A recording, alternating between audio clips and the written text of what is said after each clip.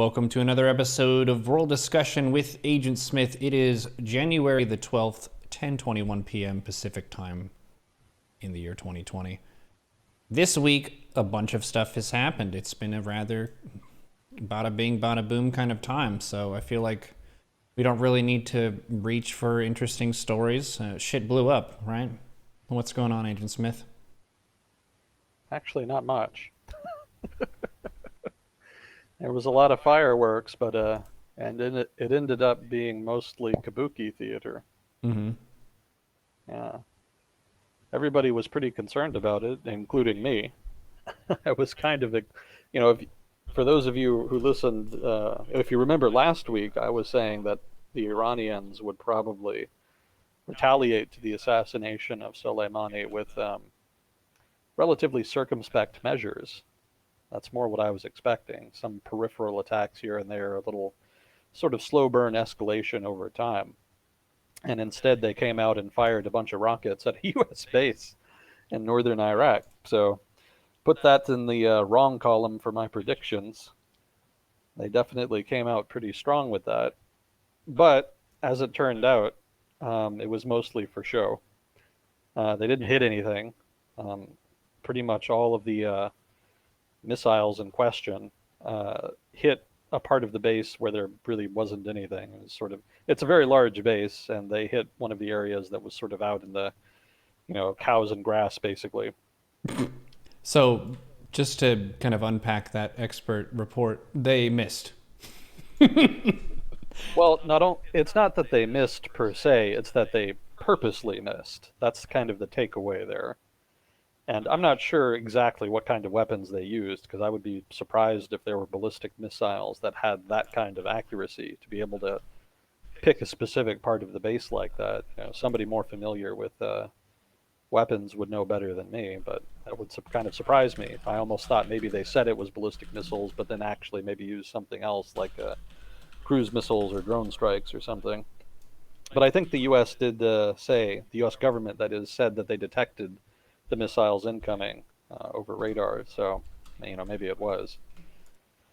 But regardless, what they did allegedly is that the Iranian government told the Iraqi government, since technically it is an Iraqi base and not actually a U.S. base, it's an Iraqi base that U.S. forces were being allowed to use. So the Iranian government gave the Iraqi government forewarning that they were going to attack that base, and I think the other base as well up in Erbil that was also attacked. And so the Iraqi government kind of turned around and told the U.S., and the Iranian government was probably assuming that that would happen. So between the forewarning and then the fact that they did not target areas of the base where there would be people kind of suggests that it was more of a warning shot than an actual attack. Mm. It looked like an attack when it was happening. everybody, everybody all over the media was kind of in panic mode about it, because everybody kind of assumed that the Trump administration would respond disproportionately, since the Trump administration had been saying that beforehand. They had issued a series of threats about how if the Iranian government did anything in response to Soleimani's assassination, then they would respond disproportionately. And Trump also specifically came out and said that there were 52 targets within Iran that would be struck, 52 being chosen because that was the number of hostages taken in the Iran hostage crisis way back in, 1980, 1981, whenever it was. So that, and also Trump's reputation as a volatile, mercurial leader, shall we say, kind of made everybody assume that war was almost inevitable. Shortly if the Iranians are going to attack a U.S. base, then the shit's going to hit the fan, the balloon's going up, etc. And nope, turned out to just be a total horse and pony show by both sides. And evidence of that is just the fact that after the attack happened, both sides just declared victory and walked away. We showed them. Yeah, that was it. So it actually ended up being a non-event, and not only did that ballistic missile attack end up being a non-event, the whole series of escalations leading up to it were basically just part of one overarching series of political theater. From the beginning, it's not really clear why it started. It started with the Kaitab Hezbollah rocket attack on the U.S. forces at that Iraqi base. Now that's the one that killed the U.S. contractor. So it's still not entirely clear why that happened. It may have been directed by the Iranian government. The militia may have been acting on its own since they're not directly controlled by the Iranian government. Um, I'm a little skeptical they would have done it without at least giving them some forewarning, but who's to say? And also, it may be that the militia made the rocket attack. Well, uh, how do I say that? They did the rocket attack under the assumption that there wouldn't necessarily be casualties. The rockets are pretty inaccurate, and it's not necessarily that unusual for the green zone in Baghdad, for example, to get rocketed. So lobbing around rockets is not uncommon in Iraq these days when done by militias of one sort or another. It kind of tapered off a little bit during the war against the Islamic State, but since then it's a hobby that's been making a comeback, shall we say. So they may have made that rocket attack assuming that nobody would die, and then maybe were kind of as surprised as anybody when the U.S. contractor died and figured that they were in a bit of trouble. So regardless of why the initial attack happened, the subsequent tit for tat series of escalations was basically just political theater, it seems. Neither Iran or the US is really interested in an actual war. They are interested very much so in brinksmanship, which is what we've definitely seen a lot of over the past 6 months or so. And that's more what we've seen here. The assassination of Soleimani was definitely a disproportionate response to the death of the U.S. contractor, but that was a purposeful effort on the part of the Trump administration to prevent sort of a slow drip tit for tat escalation over time. They just sort of cut that short. That's a strategy that you can do when you're facing tit for tat escalations. Also, probably partly political to look tough. I mean, a lot of this, what's been happening over the past week and change, has probably been more about political incentives than strategic incentives. And I'll talk a little more about that in a minute.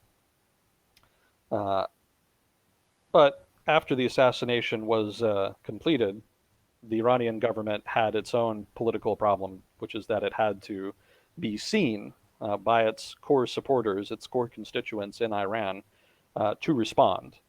But it also, like I said, Iran doesn't want a war either. So that response had to kind of toe the line between seeming like a strong response to Iranians, but not so strong that the US felt it would have to escalate further. And so that in turn is how we ended up with that sort of showpiece ballistic missile attack. And because no US citizens were killed, and because there was sort of the de facto forewarning, the Trump administration was able to kind of shake it off and argue that it wasn't an actual attack and that it was a signal that the Iranians didn't want to escalate, and then just say that in effect, the U.S. had gotten the better end of the deal because they killed Soleimani without any substantive price to pay. So that was kind of the end of that. Uh, Write something real quick. But yeah, that's why I say it was all just mutual political kabuki theater. It was just posturing by both governments to try to shore up their image amongst their respective constituencies. Not much of substance was really accomplished. The assassination of Soleimani was significant. That could be argued to be a substantive strategic move, but the Trump administration is not really known for its strategic planning, so it's debatable whether or not the U.S. is actually going to do anything with that. That remains to be seen. But I did have some notes here on the issue. That's sort of my short summary of what happened, just to give you a rough idea. But getting into the notes here, just touching briefly on the 52 targets, one of the things that Trump said when he issued that threat about the 52 targets in Iran is that he would also strike cultural targets. And that's illegal internationally and in the US to do that, to purposely attack targets that are not of military significance and that are only of cultural significance. And, my suspicion is that most likely that was just cheap talk on his part. He was probably just making a laundry list of random shit that the US would attack, and without even really thinking about it. And it was a little humorous to watch some of the Trump administration's officials kind of try to dance around it, because they know that that's illegal and that they can't really do that. And if Trump had actually ordered that, there probably would have been some issues of some kind within the chain of command. So the Trump administration kind of had to do a little political maneuvering there to try to take the heat off on that one. But beyond that, more cheap talk on the part of the administration. So next here, the threats about, okay, so one of the things that happened after the assassination of Soleimani is that the Iraqi government came out and asked the U.S. To leave, to pull out from the base. So that's not actually true. This is something that I've seen a lot on social media about, the U.S. was asked to leave. Why isn't the U.S. leaving?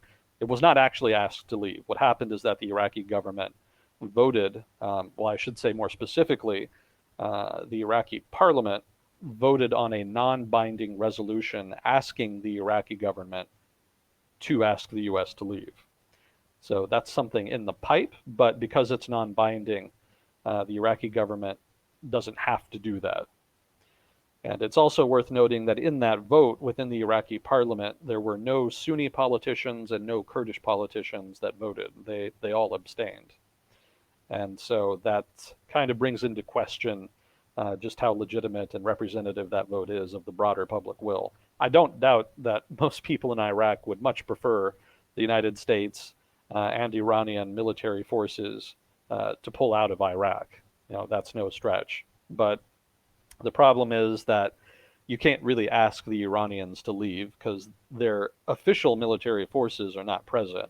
Iranian influence in Iraq is exercised through militias, which are Iraqi in origin. So that being the case, that brings into question just how the Iraqi government can actually ask them to leave. I mean, you can't really ask a country to just give up its influence, in the form of militias that they're supporting.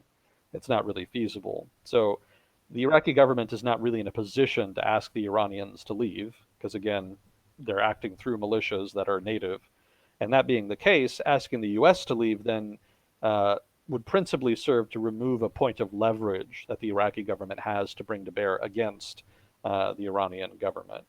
So long as the US is technically present, either officially or unofficially, that gives the Iraqi government leverage in their relationship with the Iranian government. And that's something that they can use there to try to mitigate influence. Again, popular will would probably push for a broad pullout by both sides, but I suspect that the political parties in Iraq themselves that are more anti-Iranian, or more accurately, more nationalist in nature, they'll probably be the ones to be more skeptical of asking the U.S. to pull out. They kind of see that as being more of a move that would disproportionately benefit Iran and benefit their political rivals within the Iraqi government. So ironically, it could actually be Iraqi nationalist parties that end up asking the U.S. To stay, or at least blocking the move to try to push them out. Could end up leaving anyway. The Trump administration is not super gung-ho about being in the Middle East, so that could still happen, but debatable. It's something that's going to play out over the next couple months, so it's not going to be something that's settled soon. And the reason for that is that the Iraqi government right now is actually a lame duck government. We actually talked about the Iraqi protests a couple weeks ago, and one of the outcomes of those protests is that the Iraqi government lost a vote of no confidence. So what that means then is that the current government is just a caretaker government that's going to be in place until new elections can be held. And that being the case, it's probably pretty unlikely that major legislation is going to be introduced until after the elections. So the elections aren't going to happen for another month or two probably. And even then, after that, there's probably going to be a lot of haggling over how to form a government, which parties are going to form coalitions to form governments, and those sorts of negotiations in Iraq usually take a lot of time. I think Iraq actually holds the record for longest time without a government, specifically because of an inability between the different political parties to reach a consensus on how to form a governing coalition. I think that record was set way back in the day, though. It's been 10, 15 years since that happened. But it's still a difficult process even now. It'll probably take another month or two of negotiations to get all that squared away. So all told, it could be as much as 4 months before the new government is in place. And then only then will the question of whether or not to ask the U.S. to leave, only then will that probably really be substantively addressed legislatively. And again, there's probably going to be a big negotiation within the Iraqi parliament about whether or not that's the best way to go. So that could add on another month before we get a final decision on that count. So don't look for that to be a result anytime soon, basically. There was also a threat by Trump. Trump's just full of threats the past couple weeks. The Iraqi government, after the Iraqi government voted on that non-binding resolution, Donald Trump came out and said that the U.S., if the U.S. was made to leave Iraq on quote unquote unfriendly terms, however you want to define that, if the U.S. was made to leave on unfriendly terms, then the U.S. would put no, not sanctions, but yeah, it was saying he's threatened to put sanctions on Iraq uh, until the U.S. was compensated for building the base. Technically, the base was built by the U.S. back during the Iraq War, and apparently, the Trump administration's position is that if the U.S. is forced to leave on "quote unquote" unfriendly terms, then it's going to demand compensation for the construction of the base, which is pretty bizarre in a number of ways. I don't recall the Iraqi government asking the U.S. to build the base in the first place, so I think he's on shaky ground on that. But it's probably most likely more cheap talk on the part of an administration to try to look tough. There was probably a perceived political threat there, not from the Iraqis themselves, but a political threat in the sense that maybe the Trump administration would open itself up to some criticism by its core constituents if the Iraqi government did force to leave the U.S. in a way that did not look like it was something that was agreed to mutually. So a little more cheap talk there. I suspect that probably won't come to anything. I have to say probably because the Trump administration can be pretty unpredictable, but that's my suspicion. Probably won't come to anything. So let's see. We talked about the Kabuki theater. You know, neither the U.S. or the Iranian governments really want a confrontation. Neither one gets something that it wants. The Iranian government knows that it's not going to win a war against the U.S., so it wants to make sure that brinksmanship with the U.S. never reaches a point where it can realistically spill over into an actual conflict. The U.S., for its part, isn't worried about a conflict. It just, well, it is worried about a conflict. It doesn't want to get more involved in the Middle East. The Trump administration has partly derived its legitimacy amongst its core constituents by trying to distance the U.S. From Middle Eastern conflicts. So while the U.S. does want to pressure Iran, the Trump administration doesn't want to get sucked into an overarching conflict with Iran. And those are somewhat contradictory goals, but one of the things we've learned from this recent spat is that there is a revealed preference on the part of the U.S. To prioritize staying out of a conflict in the Middle East over and above looking tough. That seems to be the more important priority. So in that sense, both the U.S. and Iran are definitely not looking for conflict. And what that kind of tells us is that the confrontation between them going on right now probably is just going to be more theater. There's probably not a realistic chance of an actual war. And that in turn kind of colors what's been going on for the past few months a bit differently, because there was a real fear that in the actions that the Iranian government was taking in terms of brinksmanship with the U.S. had a real possibility of spilling over into war. But it looks like, given what's happened over the past week, that that's probably not true. It probably is just signaling that is not really backed up by substantive commitments to actually escalate to the point of combat. So that both sides, as another note here, neither the U.S. government nor the Iranian government really came out of this looking very good. The Trump administration made a lot of threats. Again, the 52 targets in Iran that were supposed to be struck, but that was supposed to be a threat that was predicated on Iran targeting American assets in the Middle East. And even though the ballistic missile attack on the base in Iraq did not kill anybody, that still technically qualifies as an attack on U.S. assets. So according to the original threat, the Trump administration should have attacked the 52 targets in Iran. And as was, they backed off of that. So that was kind of a bluff in a sense. You can argue it wasn't based on the fact that Iran was signaling that it wasn't an actual attack and etc. But technically, the Trump administration made a threat and backed off, which is not great in the grand scheme of things. I'll talk a little bit about that in a minute. Also, U.S. strategy is still very much in question here. And when I say in question, I mean it's just unclear. If the U.S. really wants to mitigate Iranian influence in Iraq, killing Soleimani was a good way to do it. But there are other things that you could be doing and should be doing if that is the end goal.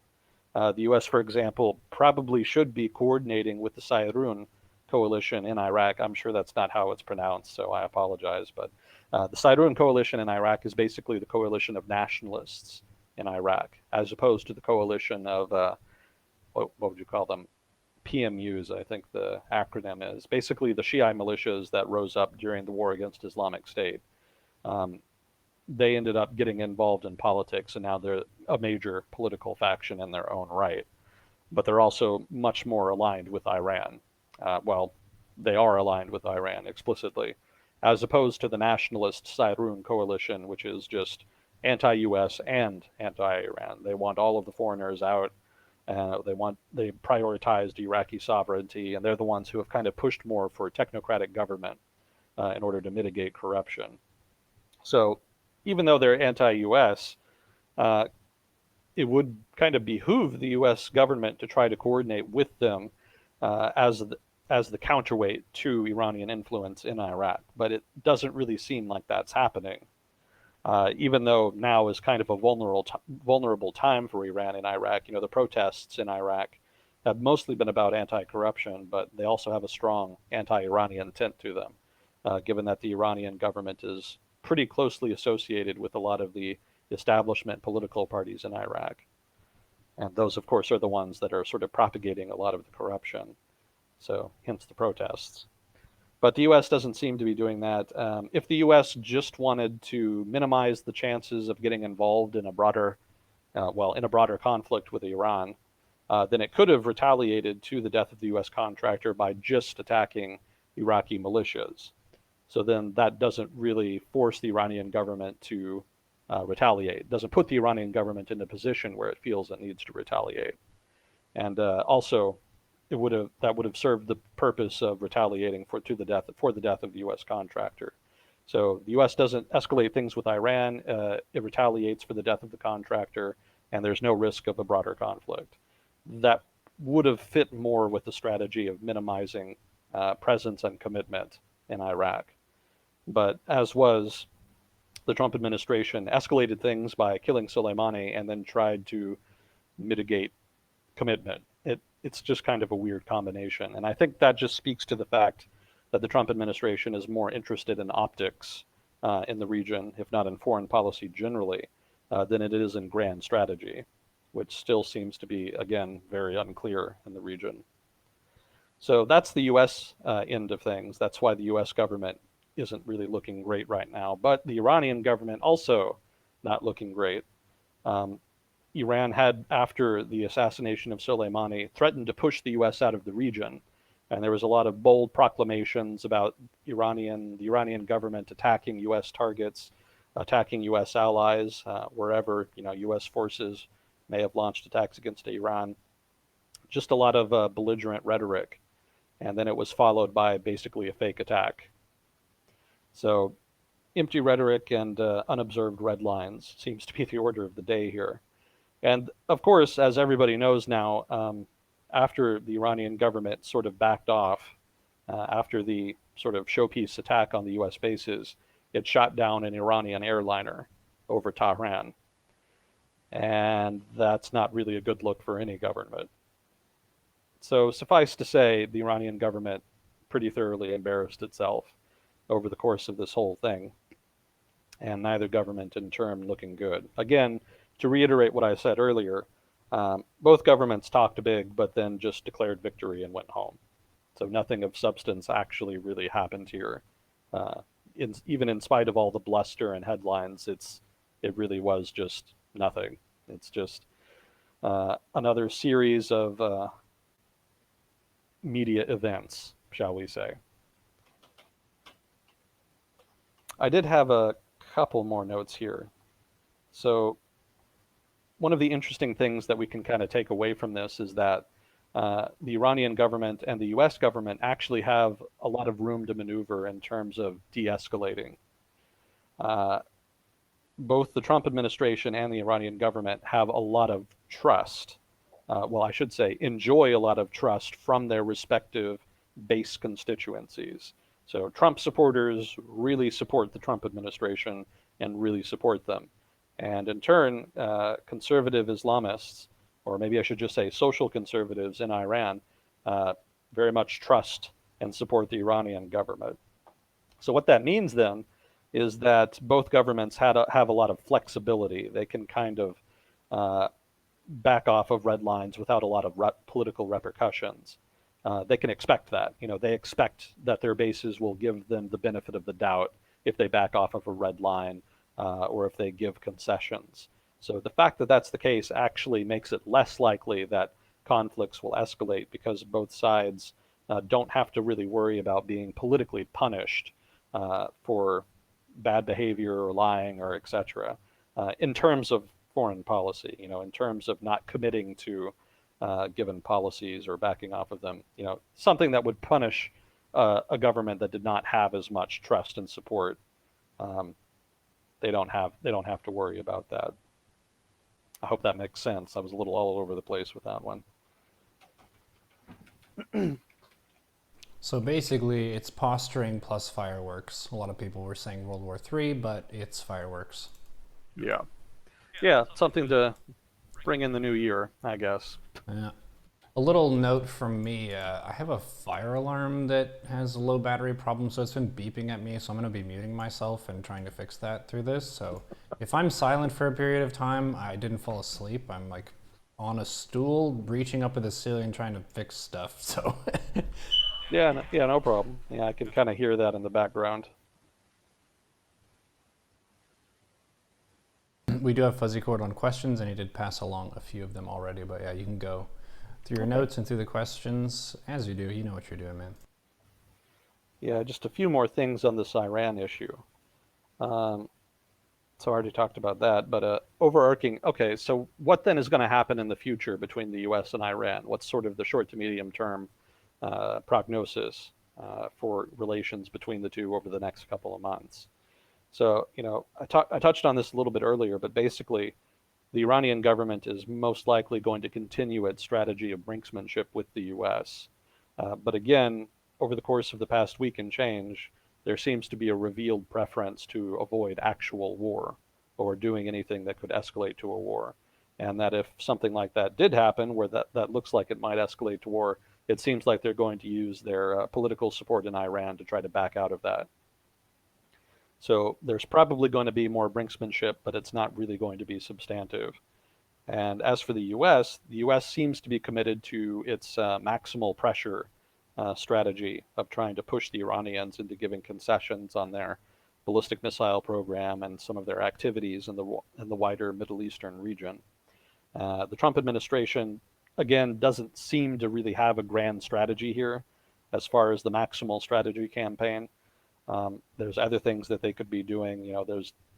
There's just there's more efficient ways to go about it than just putting maximum sanctions on and then kind of complaining about the lack of cooperation from allies.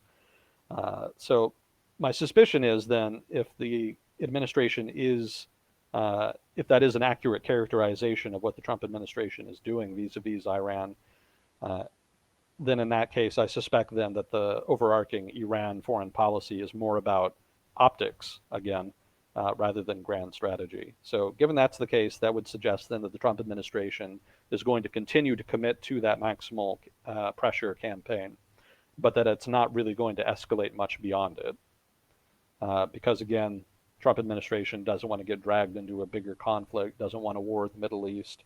It just mostly wants to look good. It wants to look tough on the issue. And if that is accurate, if that is an accurate characterization, they'll just continue laying on sanctions without really doing much else with regard to the issue. I mean, if the Iranians don't do anything going forward, the whole issue could just disappear from the news.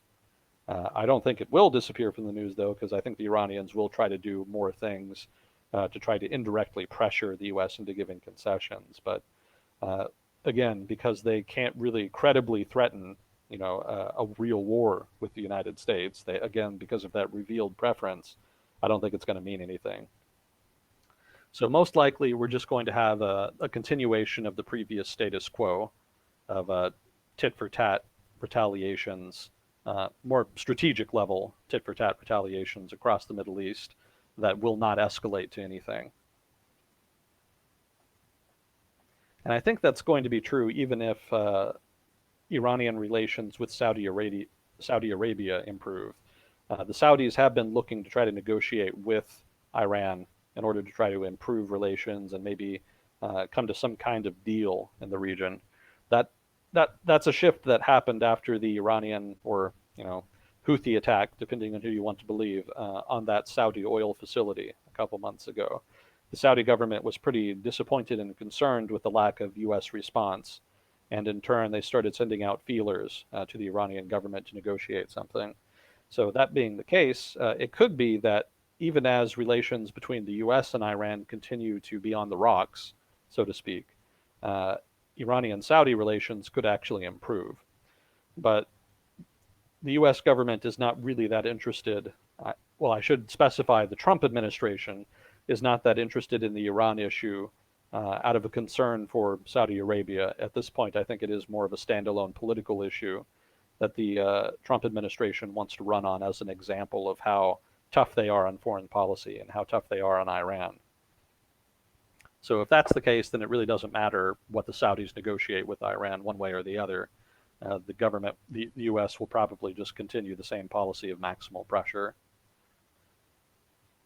In fact, the Saudis actually came out and asked the U.S. to kind of exhibit some restraint vis-a-vis Iran during the whole issue last week. That was sort of their official position, that they didn't want things to escalate and that they wanted there to be some kind of negotiated settlement to the issue. So that kind of signals a certain reluctance on the part of the Saudi government at this point to continue to pressure Iran, which is a pretty significant change. In the first couple of years of the Trump administration, it was really the Saudis who were pushing hard for the U.S. to take a hard line on Iran. And way back during the Obama administration, it was also the Saudis again that were very unhappy with the Obama administration's lack of commitment to containing Iranian pressure and influence in the region. So that's a pretty big turnaround to see the Saudis kind of move away from that maximal pressure on Iran position to a position of relative, maybe not peace per se, but a position of reconciliation. So one final note here. One of the things that has happened as a result of this whole kerfuffle, maybe not the best term, but you get the idea. One of the things that happened is that Iran announced that it was not going to observe restrictions on its uranium production, uranium enrichment production. And that of course was a key part of the nuclear deal. So that, we talked about this last week, but that could end up being a major strategic problem for them. If India, China, Europe, and Russia decide that Iran is in breach of the nuclear deal and that they're not going to come back, then they could reinstitute sanctions on Iran, and that'll really do a lot of economic damage to what little is left of their normal economy. And that could be a major strategic defeat for the Iranians then, if they do that. It's specifically because of that I don't think they'll actually do it. My suspicion is that the Iranians are going to threaten to significantly up their enrichment of uranium, and then actually just never do it. Basically a bluff. There's a chance that hardliners within the Iranian government will kind of interpret the assassination of Soleimani as exhibiting the need for Iran to have a nuclear weapon, so they could go for a nuclear breakout. That is to say, just rapidly push for the development of a nuclear weapon so that they can use that as deterrence against the United States. But that would be a really risky move. Given the current administration, the U.S. doesn't want a war, but a nuclear breakout move would be a pretty significant escalation on the part of the Iranian government. And if the U.S. government, again, the Trump administration, found out about it, or again, more specifically, if it became publicly known that the Iranians were doing that and the Trump administration felt like it could be embarrassed if it didn't do anything, then there could be impetus to do something dramatic. So at that point, then you could see some actual potential for a real war between the United States and Iran. So it would be very risky for the Iranians to do that. It's possible, given that hardliners are kind of in the driver's seat, but my suspicion is that they'll go more for the low road. Well, maybe not the low road, but they'll go more for a brinksmanship approach. Just try to look big and puff themselves up and look threatening, kind of like what North Korea does, basically. Just try to kind of cow their opponents into giving concessions. I don't think it'll work, but given the Iranians' position, they're kind of in a position where they where high risk, high reward strategies are sort of their best option right now. There's not really much else they can do to substantively threaten the United States to try to ease the sanctions. And there's not much the Europeans or the Russians or whomever can do to offer an alternative to uh, the lack of, well, the sanctions on the SWIFT banking system. There's not much anybody can do to kind of get around that. So they're just sort of stuck between a rock and a hard place, and they're lashing out on account of it. But they're just not really strong enough to substantively strike out in a way that could actually force concessions by their opponents. So probably, probably just a lot more fireworks, and the nuclear deal will probably be part of that. So that's all I had on Iran. I know that's kind of a lot to take in, but hopefully that kind of adds some clarity and context. We did have context in the previous episode as well, so if you want more background, then check out the previous Agent Smith. Hmm.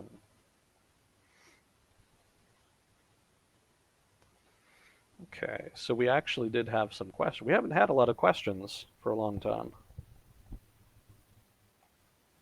because we've been doing late starts, I think. Yeah, late starts. We got some big hosts today too, so it's a bit more lively than usual. Welcome everybody, great to have you here. So I'm looking at the questions here. Can you talk about Soleimani? Who was he? I actually had a correction on that because last week I said that Soleimani was the head of the IRGC, the Iranian Revolutionary Guard Corps. That's not actually true. He was not the head of the IRGC. He was actually the head of the Quds Force. So what is the Quds Force? The Quds Force is basically Iran's special forces. That's a unit. That's a special forces unit that the Iranians have, uh, that they use to act as an intermediary between various proxy militias around the region and the Iranian government. Kind of like the Green Beret in a sense, in that they go out and they offer training, financial support, etc., to various proxy militia allies around the Middle East, mostly Hezbollah in Lebanon, and you know, various Shiite militias in Iraq as well, such as the aforementioned Kataib Hezbollah. So that's kind of what they do. They also perhaps engage in some guerrilla warfare. When the United States was fighting the Iraq War back in the day, 10, 15 years ago or so, it was suspected, and probably is true, somebody more familiar with it could probably specify that the Quds Force was behind a number of attacks on U.S. forces in Iraq. Normally, they would act through militias. They would just, kind of give weapons and supplies to Shiite militias. One of the things that we know they did is that they gave what were called shaped charges to Shiite militias in Iraq. I think probably most people in this chat know what a shaped charge is. Probably a lot of armchair generals listening. But for those of you who maybe don't know what that is, a shaped charge is basically a particular design for an explosive. I may not explain this the best way, so maybe somebody more familiar with it in chat can correct me if I get this wrong. But basically, it's a type of explosive that is designed in such a way that the force of the explosion is focused in a very small and particular direction and area. So rather than just exploding, 360 degrees and having that explosive force just kind of be dispersed in the general area around the explosive, a shaped charge will focus the power of the explosion all in one place, and that, of course, increases the damage and lethality of the explosion. And as you can probably guess, this is a type of weapon that's generally used against vehicles. It's a type of anti-armor weapon that's designed to penetrate armor. And the U.S., of course, invested pretty heavily in armored vehicles, especially after the first couple years of the conflict. The U.S. had, M1 Abrams tanks and M2 Bradleys and all that jazz, but insurgents usually attacked the Hummers, the Humvees that the U.S. infantry traveled around in. And at the beginning of the Iraq War, the Humvees were really not armored. In fact, I think some of them were just outright unarmored vehicles, and that made them very vulnerable to IEDs and whatnot. So the U.S. response to that was to invest in what were called MRAPs. I think that's what they were called anyway. And basically, those were just up-armored vehicles that were specifically designed to take an IED, more or less. So when that vehicle was introduced, that helped to mitigate the rate of casualties taken from IEDs, and so the Iranians then came in and started giving their proxies these shaped charges so that they could actually penetrate the armor on the MRAPs, as well as any other vehicle that they could attack. So that's an example of the kind of activity the Quds Force engaged in, and most likely continues to engage in. And Soleimani was the head of that organization. He was responsible for their various operations around the Middle East. But beyond that, beyond just being sort of a military leader, he was also sort of a political figure. He was considered the architect of Iran's foreign policy. That is to say, its foreign policy of propping up militia groups as proxies in other countries and using them as allies through which Iran could project its influence outside of Iran. That was sort of considered, I shouldn't say sort of, that was considered his idea and his baby. That was very much a development of his strategic vision. And that's one of the reasons, well, that's pretty much the reason that Soleimani was assassinated. Even though it was not an Iranian force that killed the US contractor in that rocket attack, it was a local Shiite militia. Soleimani himself and the Quds Force generally had strong ties to that militia. And Soleimani had traveled, had been traveling to Iraq off and on many, many times over the course of the past, 10, 20 years. A Soleimani visit to Iraq was not unusual. And generally when he was there, he was engaging in mediation between different factions of Iraqi political parties, negotiating directly with Shia militias of one sort or another, and basically just acting as the avatar for Iranian influence in Iraq and acting as a major political leader within the context of Iraqi politics. He wasn't Iraqi, but just because he had so much influence, he was de facto a major political figure in Iraq. So even beyond that, so beyond being a military leader and an architect of Iranian foreign policy, he also had a lot of political support in Iran, mostly within the context of foreign policy formation, but he was also considered a leading nationalist. And we've talked a little bit before about how there's different factions with Iranian politics, the Islamists, the nationalists, and the quote-unquote liberals. It's sort of a broader group than just liberals, but roughly the liberal/reformist faction.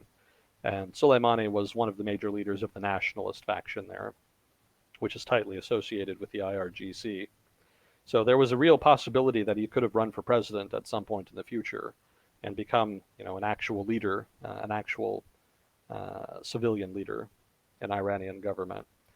And I don't know enough about Iranian politics and government to know what the significance of that would have been.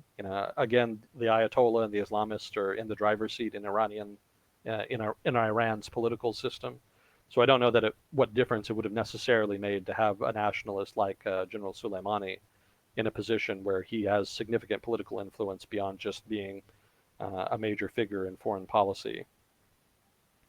But regardless, in a political system like Iran's, really like any political system in the Middle East, other than Israel anyway, political systems tend to be very hierarchical. And they also tend to be pretty corrupt. It varies from country to country, but in general, there's a lot of corruption and a lot of hierarchy. And the result of that is that patronage networks are very important. And with patronage networks, personality and individual people are more important than broader political ideas or ideologies. And so it may be that Soleimani, because he was such an influential figure, had a pretty large patronage network that was pretty influential within Iran's political system. So his death then may disrupt or even destroy that patronage network. A weakened patronage network is going to be attacked by others. It's a competitive political system. So if you lose the head of your patronage network, somebody either has to take the place of the guy who died, or you're going to get absorbed or otherwise uh, mitigated by these other competing groups. So it may be that the assassination of Soleimani has knock-on political effects within Iran. If indeed he was the head of a significant patronage network, there's going to be some competitive fallout between different groups within Iran that we probably won't see, since most of it's probably going to be opaque. But over the long run, over the course of the next year or a couple of years, we may see some fallout from that in terms of policymaking within Iran. What it looks like, I have no idea, because again, it's an opaque political system. But there is potential there for significant political fallout, depending on how influential he was within different networks. So that's a rough, quick guide to who Soleimani is. You can probably Google something like the BBC World News or CS Monitor or etc., and they'll probably have a profile of him, because he was pretty well known even outside of Iran. There's a number of long form articles that were written about him, and some of the things that he was doing in the Middle East generally. So if you want to know more, that would be the way to go about it. But as for me, that's kind of what I can remember off the top of my head. Now might be a good time for the usual disclaimer. I'm not an expert in everything I talk about on here. You've probably noticed by now several times. If I say something wrong, stupid, or biased, I want to know more than anybody. So please do kind of participate in chat and point that out. I don't read chat while we do this, but I will read it later. So I will eventually see your comments. So it is kind of meant to be more of an interactive experience in that sense.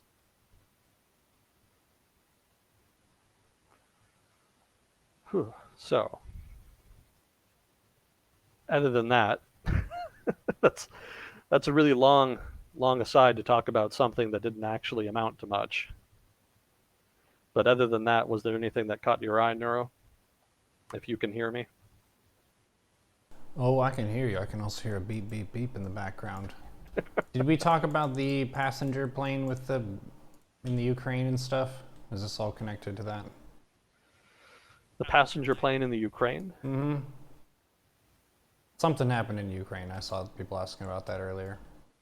I hadn't seen anything. Did it happen recently? Maybe I misread.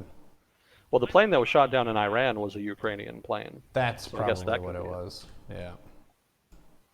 That was technically a Ukrainian flight. I saw some people on Reddit kind of joking, because it was also a Ukrainian flight that was shot down by the either the Russian rebels or the Russians, depending on who you talk to, in eastern Ukraine, back when the war in Ukraine was still pretty fresh. I think that was back in 2014, 2015, whenever it was. So it seems like Ukraine Airlines is a pretty risky fly. Keep losing planes. But if it's not that, then I'm not sure what it is. I hadn't heard anything. Yeah, I don't think the Iranian government shooting down that plane is going to amount to much. I mean, there have been protests in Iran, but I don't think that there's going to be enough of them to really significantly threaten the Iranian government, because most of the protesters, I'm going to guess, are probably students. They're probably liberal reformist types within Tehran, which is going to be, Tehran is a pretty large city, so it has relatively more liberal, modernist reformers than other parts of Iran. But unfortunately, that particular type of political faction in Iran is not like very large or powerful. There are people in Iran whom are not liberals who want reform. That's a group that definitely does exist. But in general, that cohort of college, student-led protests and liberal reformers and whatnot, they're not strong enough on their own without allies in Iran's politics to really force a change. if there are broad-based protests in Iran that encompass not only sort of urban liberal political forces, but also some of the more conservative forces that want reform, then I could see there being a significant challenge to the Iranian government. You kind of saw that with the Green Revolution 10 some years ago. I don't remember exactly the year, but I think that's kind of more what I would want to see before I started forecasting a real threat to Iran's government from the Iranian public. This is more like the protests that you saw in Moscow, this past year, where you had pretty decent turnout, but relative to the overall population of Moscow, not that big, not really representative of all Russians, mostly just that corduroy of liberal Russian students for the most part. And it was not broad-based. It was pretty much just Moscow, St. Petersburg, maybe Novosibirsk or something like that. But you didn't see it in like Chelyabinsk, Ekaterinburg, sort of the old industrial cities where Putin's support is much stronger. So for another example, you can kind of go back to 2003. On the eve of the invasion of Iraq, there was a major protest in New York City. And that was a significant protest, but it was not representative of the whole population. It was mostly more people on the political left, of which New York City has a lot. It is known for being on the political left of the U.S. political spectrum. So no surprise that there's a lot of protesters there, but because there weren't really protesters in other places or involving people of other political views, it was not really considered a significant threat to the U.S. government. It didn't significantly pressure the U.S. government. So that just illustrates that you need large coalitions in order to really challenge a government. If you're in any government, college students are not generally seen as representative of the broader population. They're generally seen as sort of representative of well-to-do types. In some really poor countries, it's generally the elites who send their kids to school. It's not something that most people do. And even in countries that have relatively more economic development, college students are kind of associated with being kind of snotty, bratty, spoiled, etc. So they don't really have the best image in a lot of places. Sometimes students can lead protests that lead to broader change, but again, the issue that they're protesting over has to have broader support with other institutions and other people within the society to get their support and get them involved before that change can actually happen. If a protest is just college students, it's probably not going anywhere. You don't have to look far for examples of that. Been lots of college protests in the United States over the past 10 some years. None of them have really gone anywhere. Would you say that the Hong Kong protests were somewhat galvanized by the youth? They're definitely being led by the youth, but that their cause is one that was popular from the start with broad swaths of Hong Kong's population. So students definitely are taking the lead. They're sort of in a leadership position there. But they had support from the get-go from broader Hong Kong civil society. So it's not something that they really started per se. It's just something that because students they generally have jobs, that's not unusual, but because they tend to have more spare time on account of being students, they're generally in a better position to go out and do protests and to lead protests and to organize and etc. They generally don't have as many responsibilities as older folks who are working in the economy. So they have more ability to kind of fulfill that role within the context of a protest. Also, I have an announcement to make. I ripped that heckin' smoke detector from the ceiling. It will trouble us no more. And now I may speak with you freely. Well, that's one way to do it. Praise the moon. I replaced the batteries, but it didn't work. It still said low battery. I don't understand. Huh. They're even the right kinds of batteries. And I can't go into the circuit breaker. That was one thing that was suggested as a solution, but it's an apartment complex and they don't want people just messing with that, so it's locked. You have to have a key, so I think a maintenance person would need to mess with that. But anyway, the old-fashioned just remove it from the place worked. A disproportionate escalation. Yeah. Well done. You're learning. Yeah. Learning from the Trump administration. The conflict that actually changed the outcome here, Neuro versus smoke detector. Well, I'd say you won that conflict pretty decidedly. Well done. Thank you. It only took a tool and a couple different attempts at different approaches, but brute force works a lot of the time. Well, it certainly can. Well, let's see. That was. Oh, we were talking about Soleimani. No, I was talking about the plane being shot down. Yeah, I don't think the protests are going to go anywhere. Yeah, that's for the reasons outlined. There were already some pretty big protests so in Iran over the cut to the fuel subsidies, which we talked about last time. And that the protests there were more broad-based. It wasn't just urban elites. Well, I shouldn't say elites per se, but urban. It wasn't just urban liberals in Iran who were protesting then.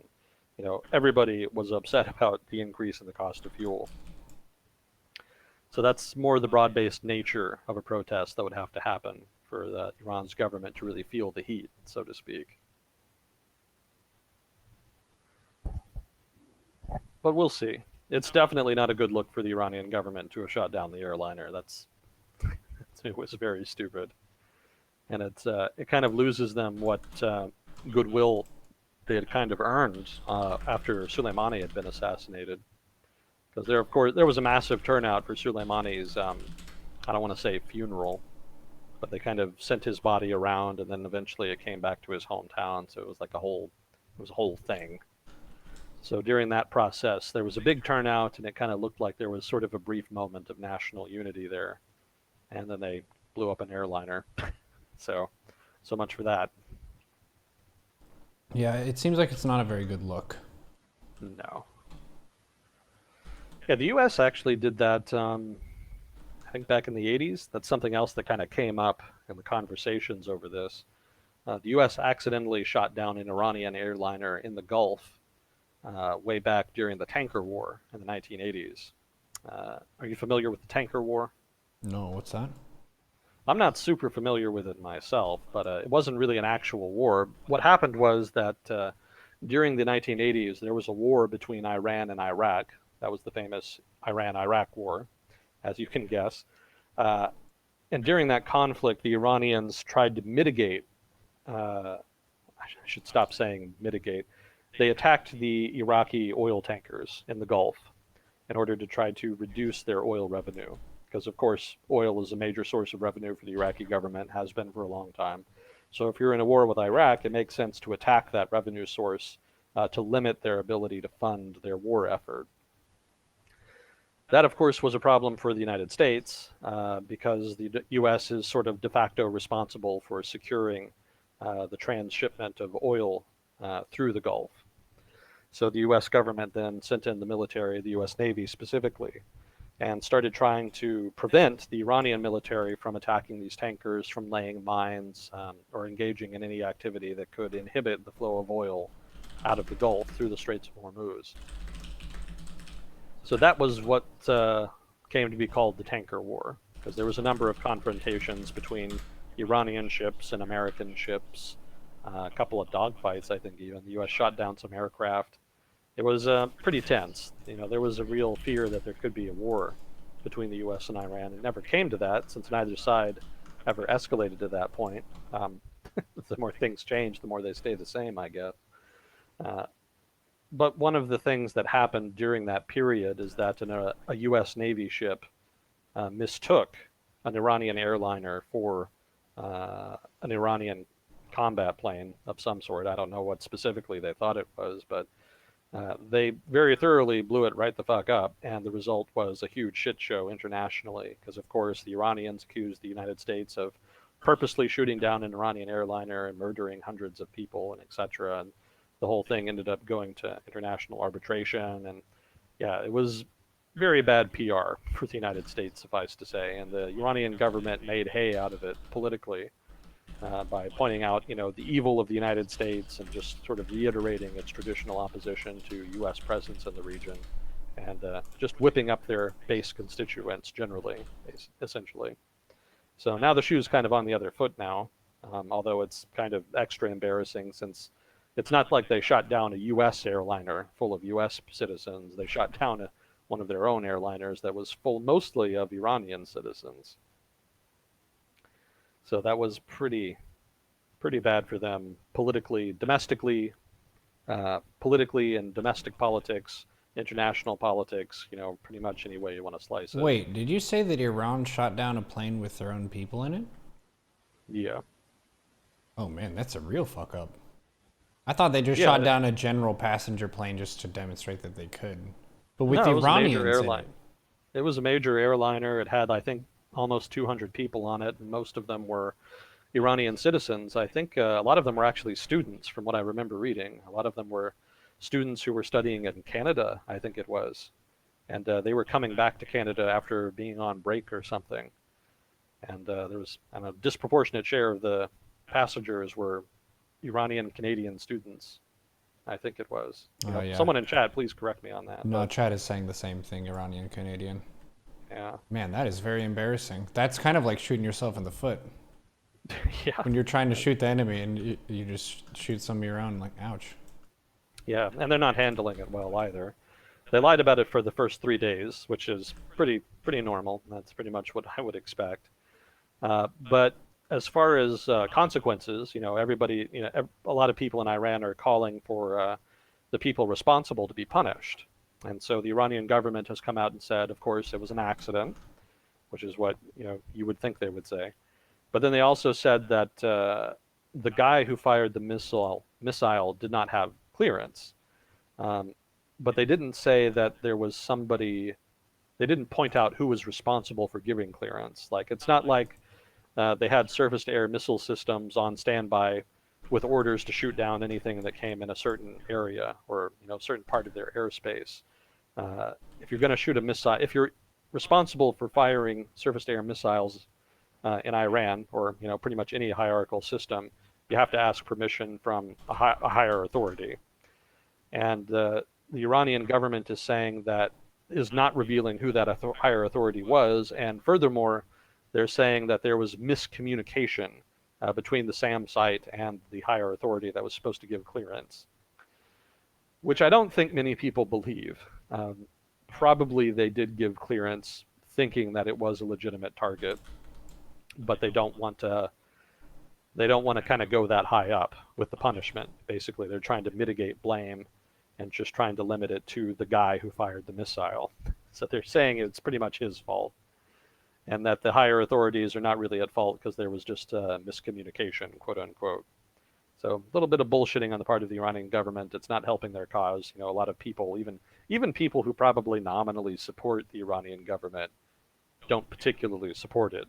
That's a pretty common theme with authoritarian governments. The longer you have an authoritarian government, just the more skeptical in general a population becomes of that government. So you'll find people who will definitely support an authoritarian government. That's not hard to find. But even they generally are pretty mistrustful. You see that in China. I've talked to people from China and I asked them how they feel kind of about the Chinese government. And, I've gotten different answers, but, even the people who support the government, support the Communist Party of China, generally even they would admit that, yes, the government lies about things and that they can't really be entirely trusted and, etc. So I suspect that even in Iran, then, a lot of people aren't buying the government story. Yeah, well, this does kind of raise an interesting question about blame for committing acts of violence, because technically the person who initiated the shot that blew up the plane, yeah, that's wrong. But if their job is to follow orders from people above them and the person above them said, go shoot that plane, I mean, that's a pretty silly scapegoat thing. I feel like most people understand that part of military. Like, rank and file of military is a thing. You're not going to give just a random person with a missile launcher the ability to choose when to fire it. Unless you're in active war and there's, like, pre-stated you may fire at will. But in this case, someone told him to shoot that. Like, people know that. Yeah. Well, I mean, you could argue that the Iranian government was expecting a potential U.S. airstrike because of the state of tensions between the U.S. and Iran at that point in time. Because this was like the day of the ballistic missile attacks. I think that was the same day, or not very long after. So they may have been on high alert. But like you say, I don't think, especially in a political system like Iran, I just don't think they're going to give a lot of discretion to the military. So most likely they did get clearance to fire, and that they just don't really want to take responsibility for it. So it goes. This actually kind of ties into another question that's kind of been raised about what's wrong with Arab militaries. And I know Iran is not Arab, it's very much not Arab. Ethnic Persians and ethnic Arabs are totally different family trees, even in terms of ethnography. But regardless, there's this question about why, let's say, Middle Eastern militaries are just so relatively ineffective. You kind of saw that with the multiple Arab-Israeli wars, where Arab militaries kind of underperformed, even though they were generally larger and better funded even than the Israeli military. They still tended to lose. So there was kind of a question about that. And one of the answers to that that's been discussed is it has to do with patronage politics. If you want to have an authoritarian political system, you have to have a selectorate, quote unquote, it's sort of an academic term. That's the people in government who can keep you in power. Or not even in government. It can also just be citizens or economic actors or whomever. Just whomever is in your network whose support you need to stay in power. That's your selectorate. In a democracy, that's broad swaths of the population. That's voters, a voting bloc of some kind. In an authoritarian system, generally it's a couple key economic elites, or maybe not even that. Maybe just a couple of key guys in the national security apparatus, if you're running a particularly repressive regime. So in the case of a lot of Arab political systems in the Middle East, generally things are very hierarchical like that. And because of that, because political systems are so authoritarian, and because political leaders are so, because political leaders prioritize staying in power, they try to expand their network throughout the government and appoint people who are loyal rather than people who are necessarily the best suited to a given job. So that extends to the military in particular, because of course the military, being in control of the state's monopoly of violence, shall we say, because they control the state violence, they're in a privileged position wherein they can overthrow the government pretty much at will if they really wanted to. So if you're an authoritarian leader who's worried about people overthrowing you, securing the military is a pretty high priority. So in order to kind of deal with that, you make damn sure that the highest level leaders in the military are very loyal to you. So the upshot of that is that the military doesn't just stage a coup and throw you out of power. You mitigate that risk. But the downside is that you don't really have professionals in control of the military. And the result of that is that your military underperforms in a conflict or otherwise operates in a suboptimal fashion. And I think that's probably happening in Iran.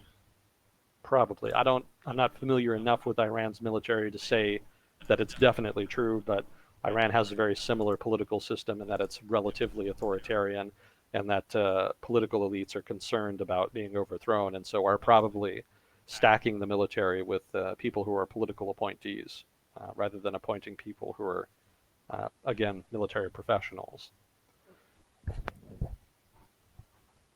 So that kind of ties into the shoot down of the airliner, in the sense that it may be that the people responsible for shooting down the airliner are political appointees who don't necessarily know what they're doing. That may have been just incompetence. It could have just been an accident that anybody could have, carried out. It could have happened to anybody. But it may also be that in this particular case, that it might also have been due to general incompetence on the part of some political appointee officer. We may not know for some time. I suspect the Iranian government isn't going to be very forthcoming about the issue, but that's just an interesting thought that came to mind that ties into that other discussion, that other sort of debate about the efficacy of authoritarian institutions in the Middle East.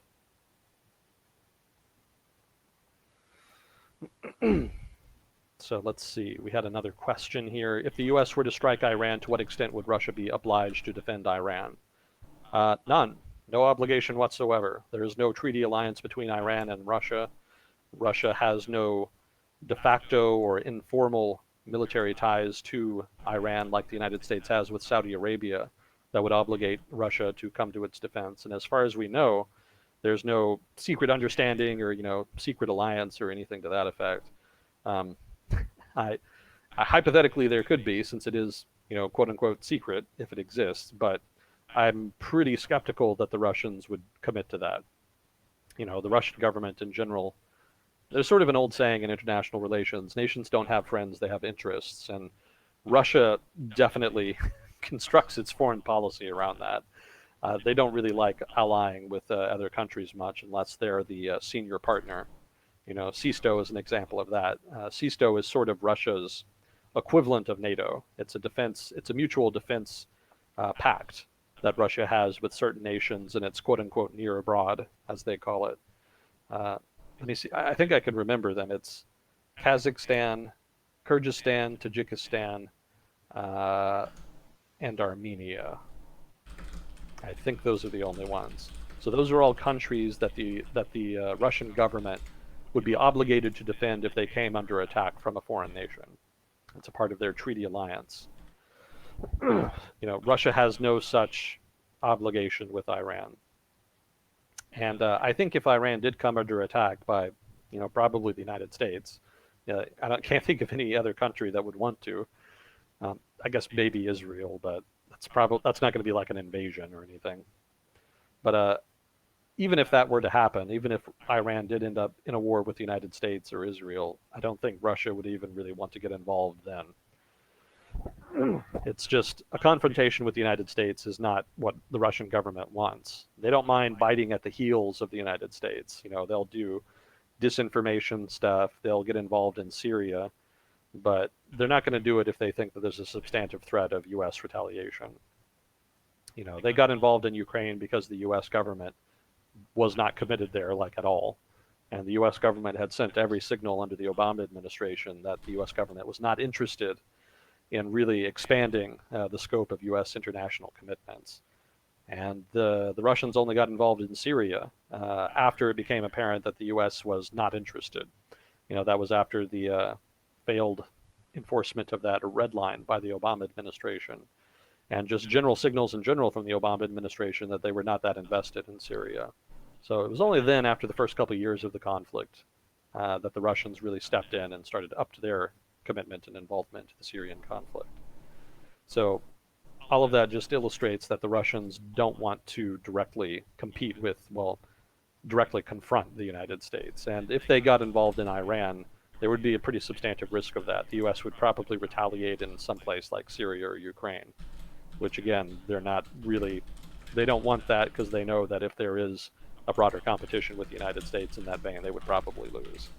Now, we've talked before on here about how the Russian government does not want another Cold War with the United States, because they just don't have the resources to wage that. They didn't even really have the resources to wage the first Cold War. So a second one now, when Russia is much weaker than the Soviet Union was, it's really not in their interests. The Russian government's strategy vis-a-vis the United States is more one of brinksmanship, or at least it was until the Trump administration. Now it's kind of one more of trying to butter up to the Trump administration and try to take advantage of the fact that the Trump administration wants to kind of back off of pressuring Russia and to try to negotiate its way out of tensions in Europe, which may or may not work. We'll see. But that just illustrates why I don't think the Russians would get involved with Iran if there was a war between Iran and the United States. It's not really worth it strategically to them, given that they are trying to improve relations with the Trump administration in particular, but also just in general. That would be a major escalation on their part. They might do something more mild, like give financial support or military support to the Iranian government in the event of a war. That's possible. They could do that on the low down and have it be a clandestine operation, kind of like what the U.S. was doing in Afghanistan back in the 1980s. That's pretty feasible. There would be plausible deniability, and the U.S. can't really get too mad about that. They would probably retaliate, but they wouldn't retaliate too hard. It would probably be manageable. So that's pretty possible. But I don't think they would do anything beyond that. There's not going to be like a World War III scenario happening. Moscow is not that invested in Iran. Really, for the Russian government, Iran is just a market. It's a market for specifically Russian defense goods. The Russian defense industry needs an outlet for their products, be they vehicles, weapons, etc. And Iran has been a big buyer. I think in particular they had a high-profile purchase of some of Russia's more advanced surface-to-air missile systems. I think the Parmir, I think that's what the Russians call it. I don't quite remember off the top of my head. But they've definitely been one of their bigger customers, and nobody was happier to see sanctions after sanctions against Iran alleviated after the Iran nuclear deal than Russia was, because they were able to resume some of those sales. But a strategic cooperation, not so much. I know that they're both in Syria, so you could argue, well, they're working together in Syria to try to prop up the Assad regime, but that's not really cooperation per se. It's not like the Iranian and Russian governments got together and had a whole planning session about how they were going to prop up Assad. The Iranians were knee deep in Syria from the get-go, but the Russians, again, were not that invested until it became apparent the U.S. was not really going to commit. And even then, the Russian commitment to Syria is pretty superficial. They want to protect the Assad regime and preserve it, but they're not real interested in doing much beyond that. They've managed to leverage their presence there into better relations with the Saudis, some oil and gas cooperation, and maybe potentially more sales of the weapon systems, for their defense industry. But beyond that, I don't think the Russians are looking to really supplant the United States in the Middle East. I don't know that they even really could if they wanted to. But it's just too messy. If you commit to Syria and ally with Iran, then you're pissing off the Saudis and the Israelis, which are not countries that you really want to be on the bad side of, because they have a lot of capacity to cause problems. If you try to butter up to the Israelis and the Saudis, then you have problems with the Syrian government and the Iranians. And if you try to please everybody, then you piss off everybody. So it's not a great strategic position to be in for them. And I haven't really seen a lot of direction from the Russian government in terms of expanding its influence in the region, or otherwise trying to take the lead on resolving the Syria issue.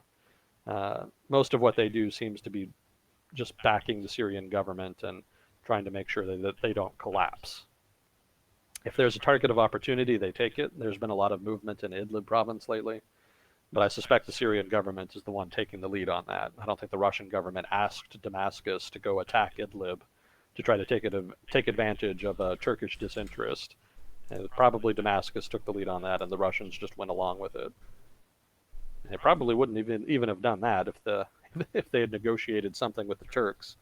But I think the Turks are prioritizing eastern Syria now more than Idlib, so they probably don't care that much about Idlib, and so the Russians don't have to care that much about it, and so they can just back Damascus with whatever they want to do there. If you're interested in hearing me drone on about Syria some more, consider my podcast. That was my first podcast series. I commented on Syria. God help me. The link for his podcast is in the chat. SoundCloud.com/John-Smith- and then there are a bunch of numbers for that Syria episode. Yeah, I should probably do something about that. But yeah, that's a thing. And also, if you like Latin America, I just finished a series on the Rio Treaty, finally.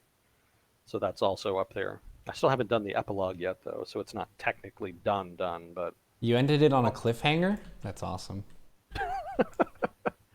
Well, I've been busy doing the proofreading stuff and just being disheveled in general, so that's kind of eaten up my time. Making content is hard. You don't have to explain that to me. Yeah, and I need to get my Patreon up, because that's something else I need to work on. I was going to try to do that as soon as I finished the series, but then that got delayed, so then the Patreon thing got delayed, so everything is just cascading down my schedule. Nice. One of the things that I did on mine, I don't know if I told you this, was I set up the tiers now so that people can suggest topics and then vote on topics So I do a lot of StarCraft guides, and if you get 100 different ideas, it's tough to tell like which should I focus on making a video for. But then you have a paying customer who says this seems like a good idea, and then the other paying customers are like, yep, and then it makes it super easy for me. So I think that could be a structure you could consider as well, because there Yeah, are that's a good idea. a ton of things that you could talk about. Who knows? Yeah. And it would That's a good be direction to similar go. kind of stuff as the podcast has been so far. Sorry, what? Similar stuff as the podcast has been so far for you. Similar stuff? Yeah, like you take an issue, break it down, start to finish, lay out the facts, let them make their opinions. Are you asking if I'm going to do that? Yeah. Yeah, probably. Yeah, the format is going to change because I don't want to spend like a year between episodes, doing these big long series. Mm-hmm.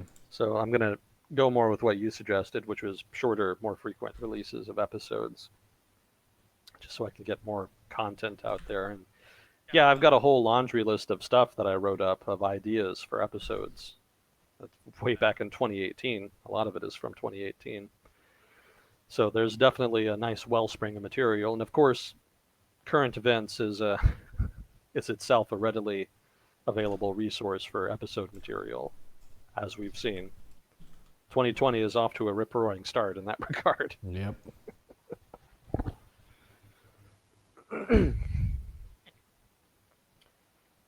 So let's see. I think we had one more question. What's your opinion regarding consequences, if any, for the downing of Flight 752? Actually, we talked about that. That's kind of a... Yeah, I don't think there's going to be any. Just to reiterate that. I'm assuming Flight 752 is the one that was shot down over Iran, and that this isn't a question regarding some other obscure airline from some years ago. But yeah, I don't think the airline shot down over Iran is going to have a lot of impact. There's probably going to be demands for compensation, international arbitration, etc. But I don't think anything will really come of it. The Iranian government doesn't have to do anything per se. They'll probably just try to sweep it under the rug, or maybe in the far-flung future, 10, 20 years down the line, they might engage in some negotiations to give compensation, since there could be sanctions on Iran specifically tied to compensation. But whether or not that happens, I don't know. I don't think the U.S. government has talked about sanctions like that. But in the future, that could happen. And if so, the Iranian government would then have an incentive to enter negotiations over compensation. And at that point, you could see it happen. But beyond that, I don't think it's going to have much impact. And I already talked about the domestic political significance. It seems to be attracting urban liberals to protest in Iran. But beyond that, there does not seem to be a broader discontent being sparked over it. So that's it for questions. Nice. So was there anything else that caught your eye, Neuro, over the past week? Not aside from the stuff we've covered already, which you were kind enough to alert me to. I know that oftentimes, and this is fit with both the initial assassination of Soleimani and then this reply, which was a big miss apparently, is whenever something blows up, people get scared. I think that's a pretty default human reaction to stuff, because bombs are dangerous, But in this case, I think it's a pretty key example of one that, like the plane going down, that's really unfortunate, really sad that happened. The attack of the base, that was a big miss. Just because you shoot a missile doesn't mean that you're guaranteed to change anything or have a useful outcome. So, yeah, it's a lot of posturing, but it's louder posturing than we usually had. A lot of last year and the year before and stuff has been North Korea making a bunch of empty threats, but I don't know of cases where they've actually blown up stuff of substance that would alarm people in this way. So it does seem like a step up in terms of the scale of aggression, but still nothing like a prelude of World War III. which is what people Yeah, are scared of. yeah, yeah. I mean, I think it was not entirely unfair of people to be concerned about a conflict breaking out, not World War III, but a conflict, given the threats that had been levied between the Iranian and U.S. governments. But and certainly it was a big escalation over the sort of slow drip tit for tat escalations that we'd seen before that. So it was a fair assessment. You know, I myself was thinking that there was a pretty decent chance that there would be a significant escalation. You know, the big concern in international relations, one of the big concerns in international relations in situations like this, where there's a series of escalations, is a miscalculation that results in conflict. And there's no shortage of examples throughout history of conflicts coming from miscalculation. So this definitely looked like one of those cases in the early going. But then as we got more information, it kind of became more and more clear that it was just more theater. You know, what did it for me is the tweet from Donald Trump at the end of the night. You know, Donald Trump was meeting with his National Security Council, and there was some negotiations, and then everybody kind of left the building without issuing a statement. And then Donald Trump put out a tweet, and it was just "all is well." Those were the first words in the tweet, "all is well," and that was kind of the signal for me that okay, this is probably just going to be more bullshit, which is what it was. So definitely more colorful posturing than we're used to, like you say, but apparently that's the new norm. So that's going to color our expectations going forward.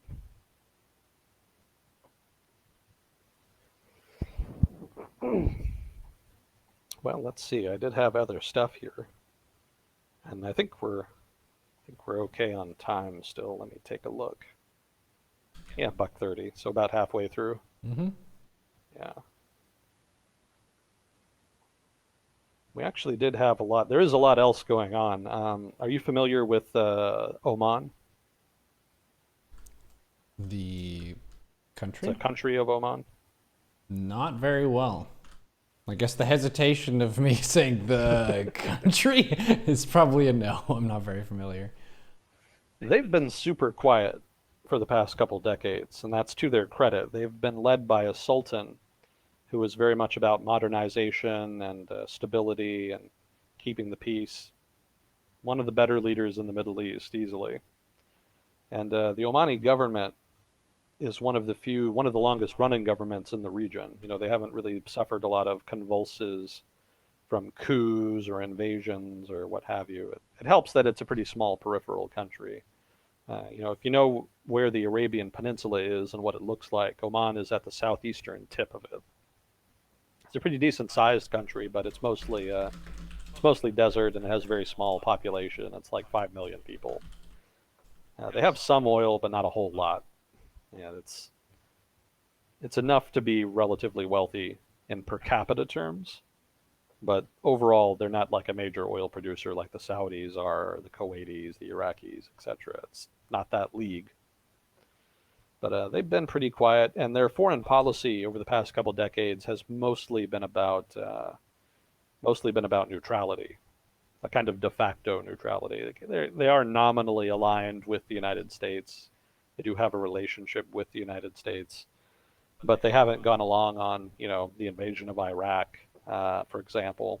They weren't really a part of that, and they have not really been party to the escalation of tensions against Iran.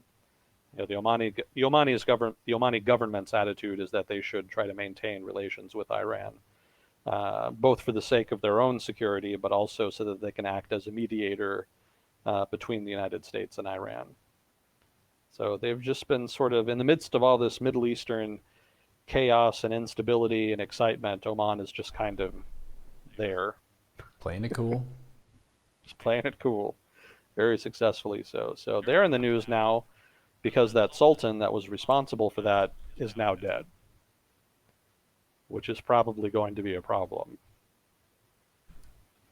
Nominally, they have, well, not nominally, they do have a system of determining succession in place. There's going to be about a 50-member council that is supposed to agree on a successor. And if they can't agree on a successor, then there's a sealed envelope that will be opened that has within it the Sultan's choice of his successor. Oh, that's cool. Yeah, so pretty airtight system in the grand scheme. Not maybe not airtight, but it's a pretty decent system. They'll probably be that should work in theory. Now, the question that comes up is how ambitious are the people within Omani politics? If you are going to try to seize power in Oman, now would be the time. And I don't know enough Omani politics or the political players involved to know who within Omani's political system might be that ambitious and how likely they would be to try to take this opportunity. Again, they do have a system in place for determining succession, but systems of determining succession don't matter if somebody gets a bunch of guys with guns and then shoots the other guys. If they just seize power, then that's going to be the succession, regardless of whatever mechanism is supposed to be the mechanism of determining succession. And again, there is some oil revenue there, and it's an absolute monarchy. So if you do manage to take power, you're going to get rich. There's certainly an incentive there. There's got to be some temptation there on the part of various political actors there. So ideally, the proper legal mechanism is utilized, and there is just a normal succession of power that results in a continuation of Oman's stable, quiet politics. But keep an eye on it, because it could be that somebody makes a move and then Oman becomes part and parcel of broader regional trends, which would not be a good thing for much of anybody involved. So something to keep an eye on. Not a major story yet, but it could be. I did get the first question during an Agent Smith time from the dungeon group that I'm in World of Warcraft Classic. Really? Yeah, so I said when I was struggling with the smoke detector, sorry guys, I'm going to be a little bit delayed. I have to fix this smoke detector. And I'm doing a podcast right now. And they're like, you doing a podcast while you're doing a dungeon? I was like, yeah. World Discussion with Agent Smith, it's really cool. I'm like, I'm going to check it out. So they joined, they've been listening in, and they said, what does Agent Smith think about Bolton agreeing to testify against Trump impeachment if subpoenaed? And what might he have to say? I would guess that he would just repeat repeat the statements that got him not indicted. Oh God, here we go again with this subpoena stuff. I imagine he would repeat the statements that got him subpoenaed in the first place. And I think that is the proper usage of the word subpoena, I'm hoping. I've tripped over that before. For those who weren't up to speed, what did he say before? Let's see. I'm going to try to, because he actually shared these statements with somebody in particular, and I'm going to try to conjure a name or at least a position.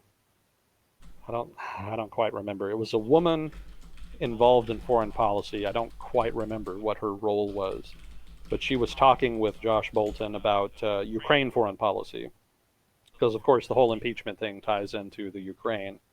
And Josh Bolton said specifically, I think this is verbatim, I don't want to be a part of whatever drug deal he's working on. And that, of course, is a reference to the Trump administration's Ukraine policy, which was being spearheaded by Rudy Giuliani. I think when I say he, I mean Rudy Giuliani, whatever drug deal Rudy Giuliani is working on. And that was with regard to the whole Ukraine issue that is, again, at the heart of the impeachment question that's going on right now. So those statements and similar conversations that he had, once those came to light as part of the investigation that the congressional committee responsible for the impeachment inquiry carried out, once those statements came to light to them, that's when they issued the subpoena, and they're trying to get him to kind of elaborate on some of those statements and what he believed was going on at the time. I don't think that he's going to be able to add a lot to what we already know. It's possible he could come in and drop some bombshell allegations and have, some bombshell evidence, but probably more likely he's just going to say what we already know happened. So I don't think it's going to be that substantive in the grand scheme of things. It probably is just going to be more impeachment theater, so to speak. I still don't think impeachment is really going to go anywhere. I doubt that there's going to be enough of a change in public opinion on the part of his core constituents to get Senate Republicans, or at least get enough Senate Republicans, to vote against him when the impeachment vote finally does kind of come up. Well, not the impeachment vote, but the vote to remove him from office. I know some people get upset with me when I mix up removal from office with impeachment. They are technically separate things.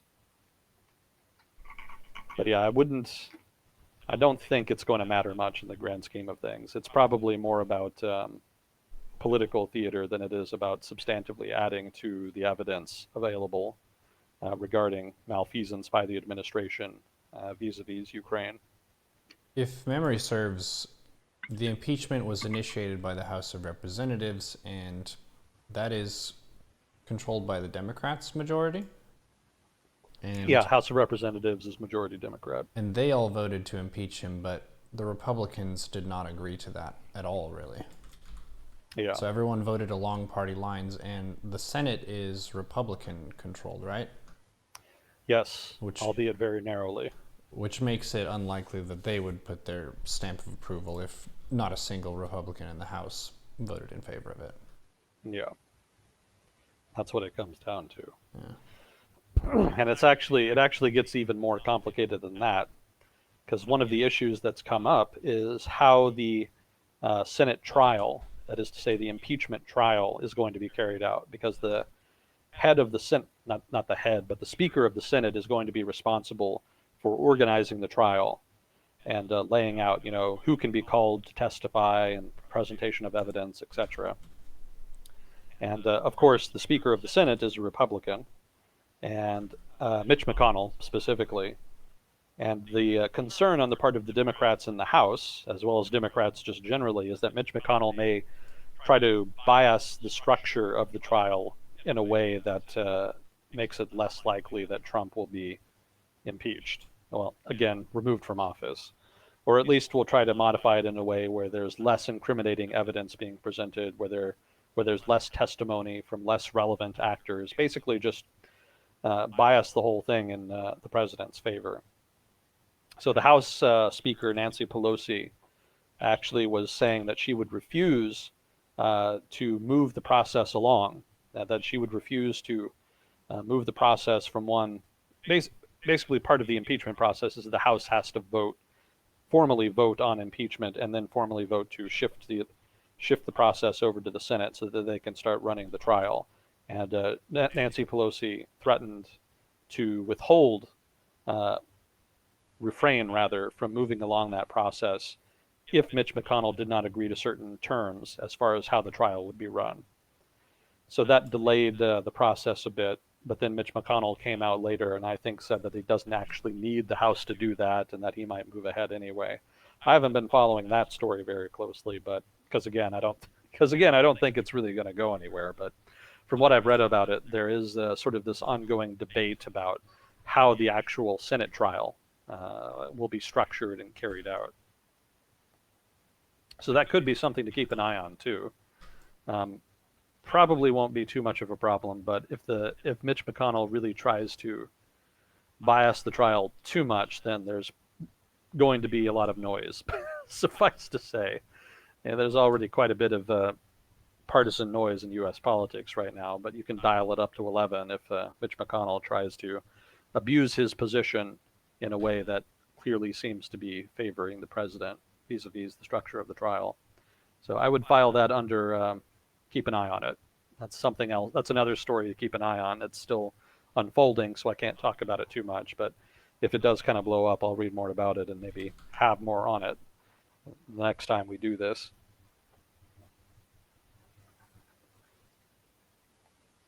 Cool. So we'll see, but probably not going to escalate. That would be my guess. But it could, and when it comes to predictions, we have been wrong before.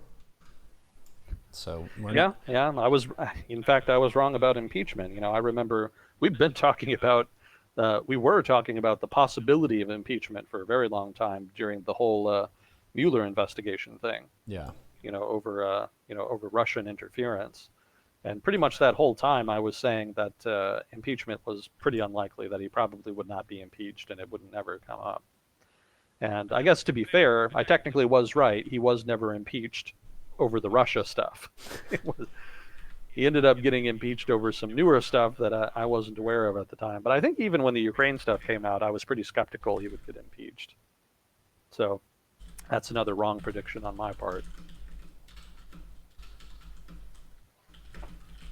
Are you saying that this is not a fortune-telling broadcast? Unfortunately, it's not. Forecasting is pretty hard. You can get paid pretty decent money if you're good at it. I think you can get paid decent money if you're bad at it, but you have charisma.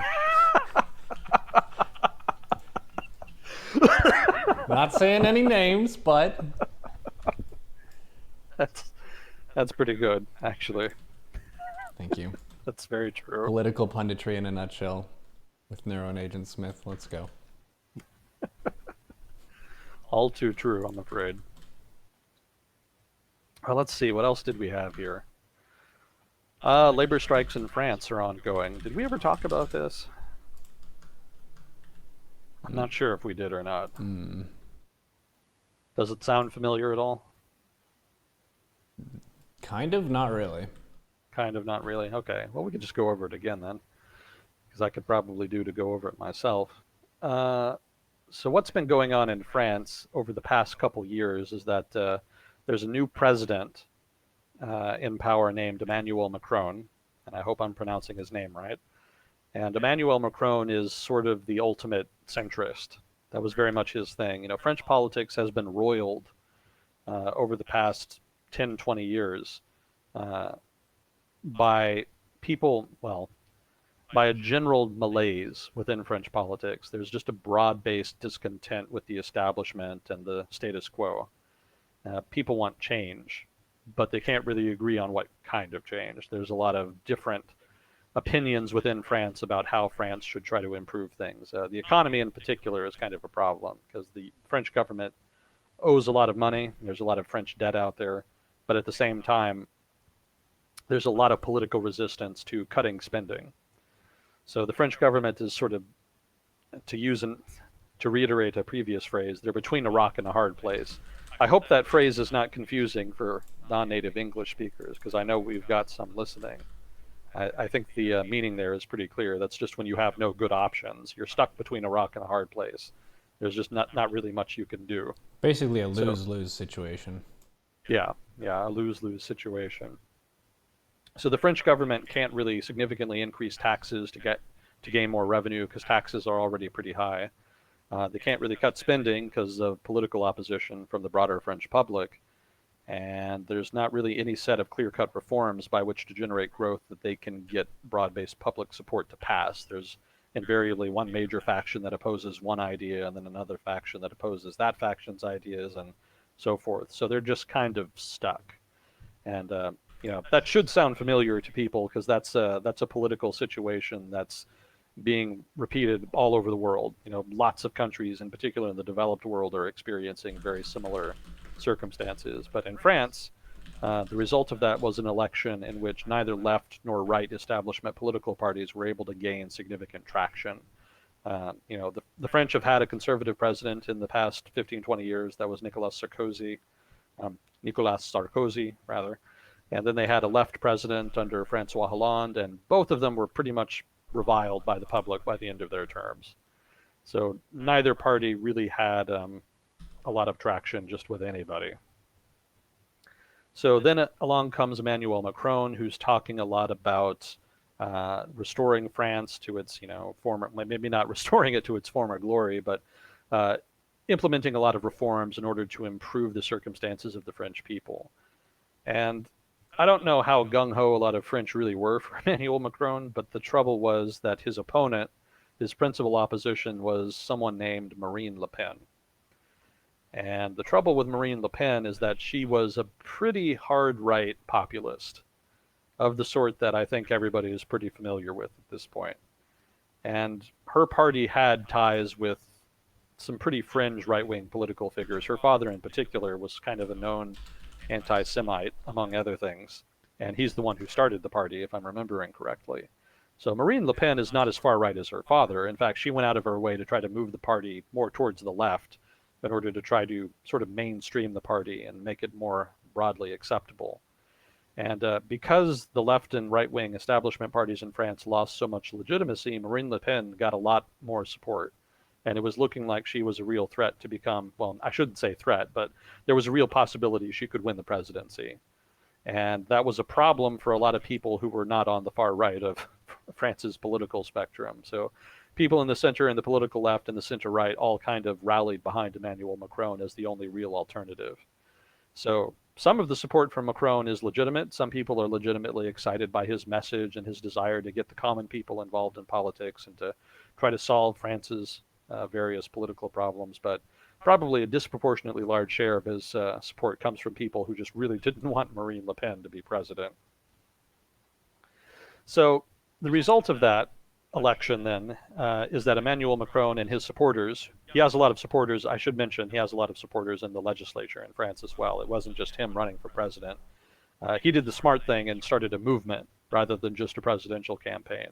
And his movement successfully got a pretty shockingly high number of people elected, considering that the movement pretty much had not existed just a few years before. So very successful surprise political victory there. But because he was able to win not only the presidency but also the legislature, he's been in a position to implement a number of the reforms that he'd been running on. And a lot of those reforms have generally been of not explicitly a laissez-faire free market style of reforms, but kind of in that direction. He's been trying to ease the pressure on the French government's fiscal situation, reducing spending where he can, and also trying to improve the competitiveness and productivity in the French economy. So all of those are long-standing problems that nobody's really had the political support and political capital to do anything about. Emmanuel Macron actually kind of does, and he's been doing that as much as he can, and therein lies the rub. Most of his reforms have encountered significant opposition from established political forces in France. And I don't mean the political parties when I say that. I'm talking major institutional actors like labor unions and others. You know, the significant, I don't know enough about French politics to know what institutions represent the conservatives in France. You know, I know everybody thinks France is like a far left fairyland, but it's not. There actually are conservatives in France, but I don't know how they really organize. I mean, obviously they have the conservative party, but specifically what socioeconomic institutions represent them, I'm not that familiar with them. But the Yellow Vests are a kind of manifestation of that. The Yellow Vests encompass left-wing forces as well, but their innovation was to encompass sort of the rural and second-tier cities and those people into the protest movement, and a lot of those tend to be relatively more conservative in France. If you know more about France than I do, or if you're French in particular, please do correct me on this if I'm getting this wrong. This is just based on my reading and perceptions here. So input would certainly be appreciated. But thus as I understand it anyway, there have been pretty massive opposition to Macron's reforms from mostly the left wing, but also some of the populist right, the Yellow Vest being a manifestation of that. So one of the most recent examples of a reform pushed by the Macron administration has been pension reform. And the issue apparently is a projected shortfall in pension funding that's expected to hit around 2025, I think it was. And I haven't had time to verify that, to kind of dig into that like I would want to. So I can't really dig into, analytically, I can't dig into that projection and look at the numbers and say whether or not that's true, basically. Because governments will bullshit numbers to try to get their way, to try to get a policy passed.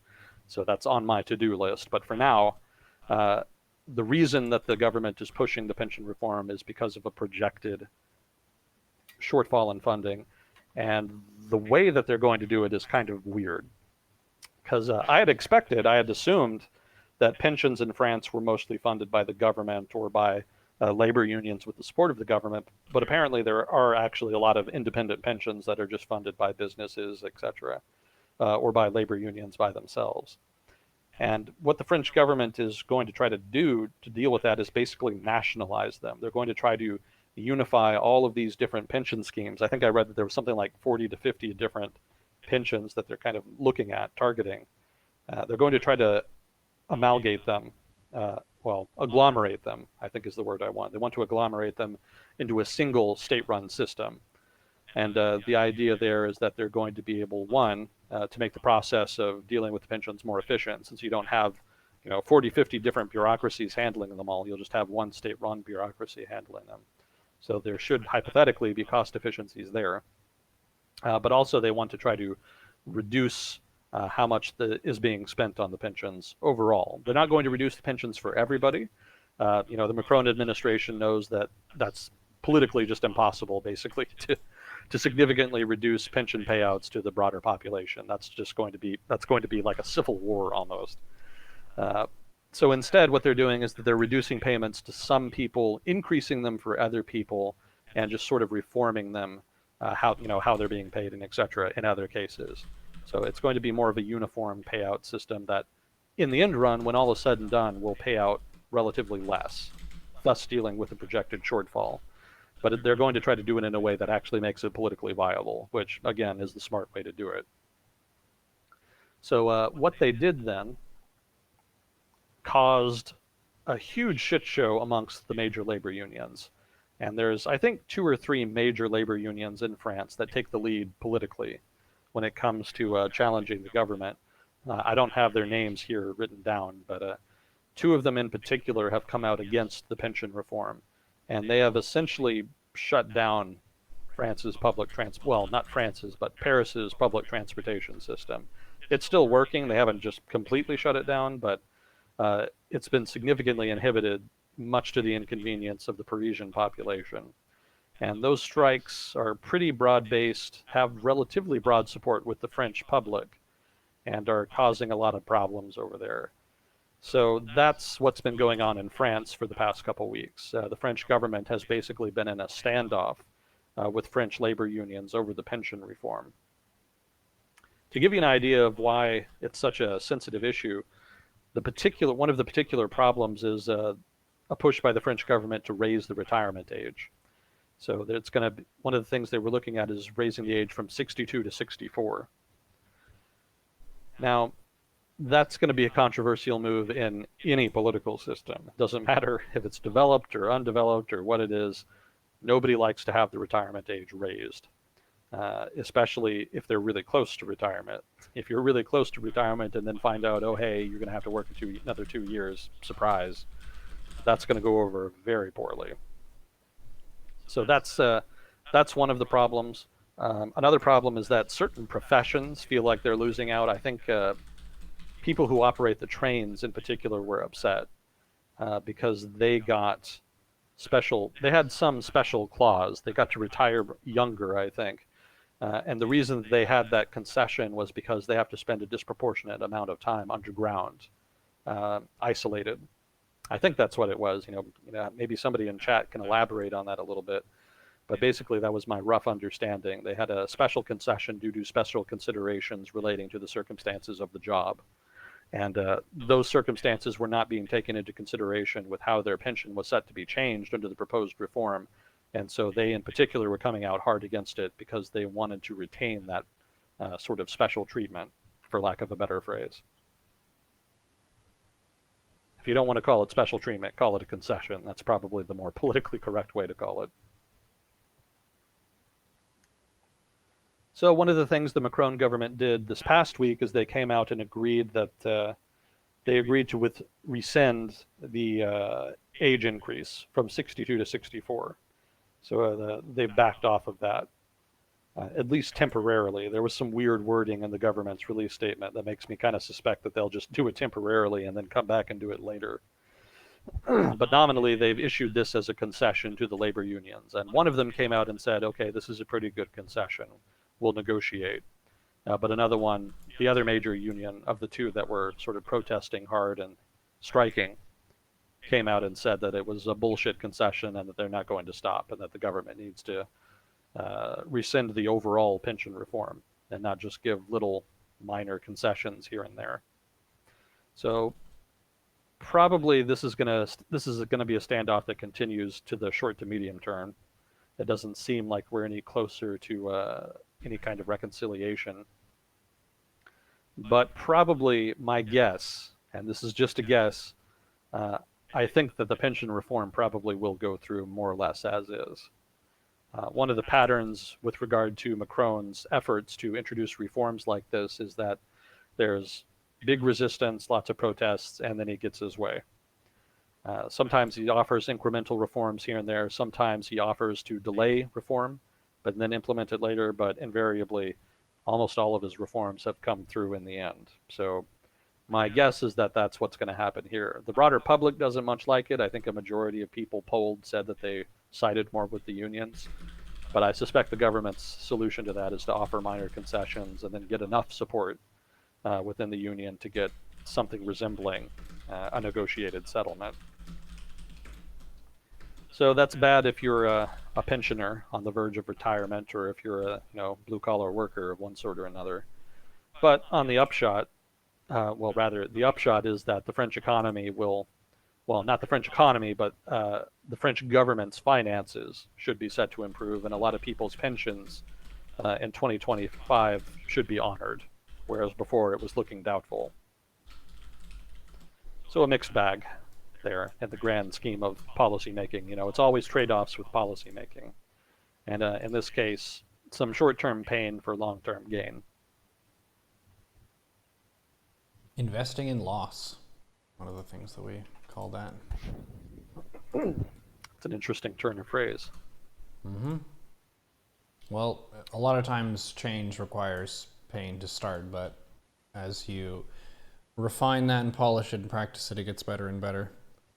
We talk about that a lot with regards to StarCraft, because if you try a new build order or a new play style or new hotkeys and stuff like that, it's going to be worse than your normal play.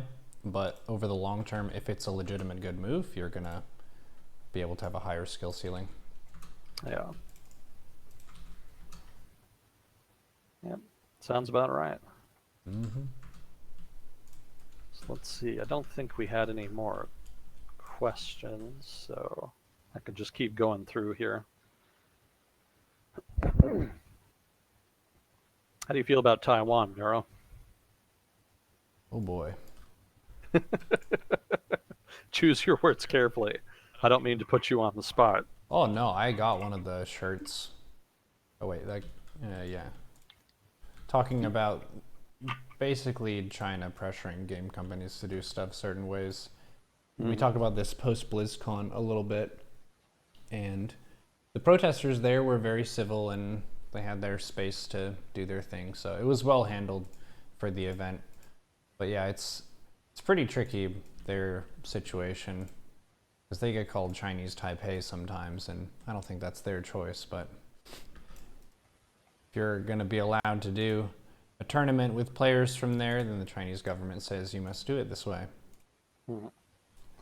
So what's happening Chinese there Taipei now? Chinese Taipei was sort of the compromise agreement by which Beijing would allow basically Taiwan to have representation in various international organizations. I don't know that I could name them off the top of my head, but Taiwan does have representation in a number of international organizations of one sort or another, but they're almost all invariably labeled Chinese Taipei specifically for that reason. So not just gaming, definitely gets around. But yeah, as far as the update, they just had an election in Taiwan. And it was, for those of you not familiar with Taiwan politics, there are two major parties in Taiwan. One of them is the Kuomintang. That's the nationalist party. They're the guys that ran Taiwan as an authoritarian state for a number of decades during the Cold War. And eventually, I think it was in the 1990s, Taiwan democratized. There was a bunch of protests, and it was kind of a slow drift into democratization. The government kind of facilitated it. But eventually they did fully democratize, and the opposition political party that emerged was a party called the DPP, which I think is called the Democratic People's Party. I can actually look that up because now I'm curious. Democratic Progressive Party. There we go. And the Democratic Progressive Party was basically a kind of anti-Kuomintang party. The Kuomintang in general wanted to maintain the one China policy that they'd maintained throughout the Cold War.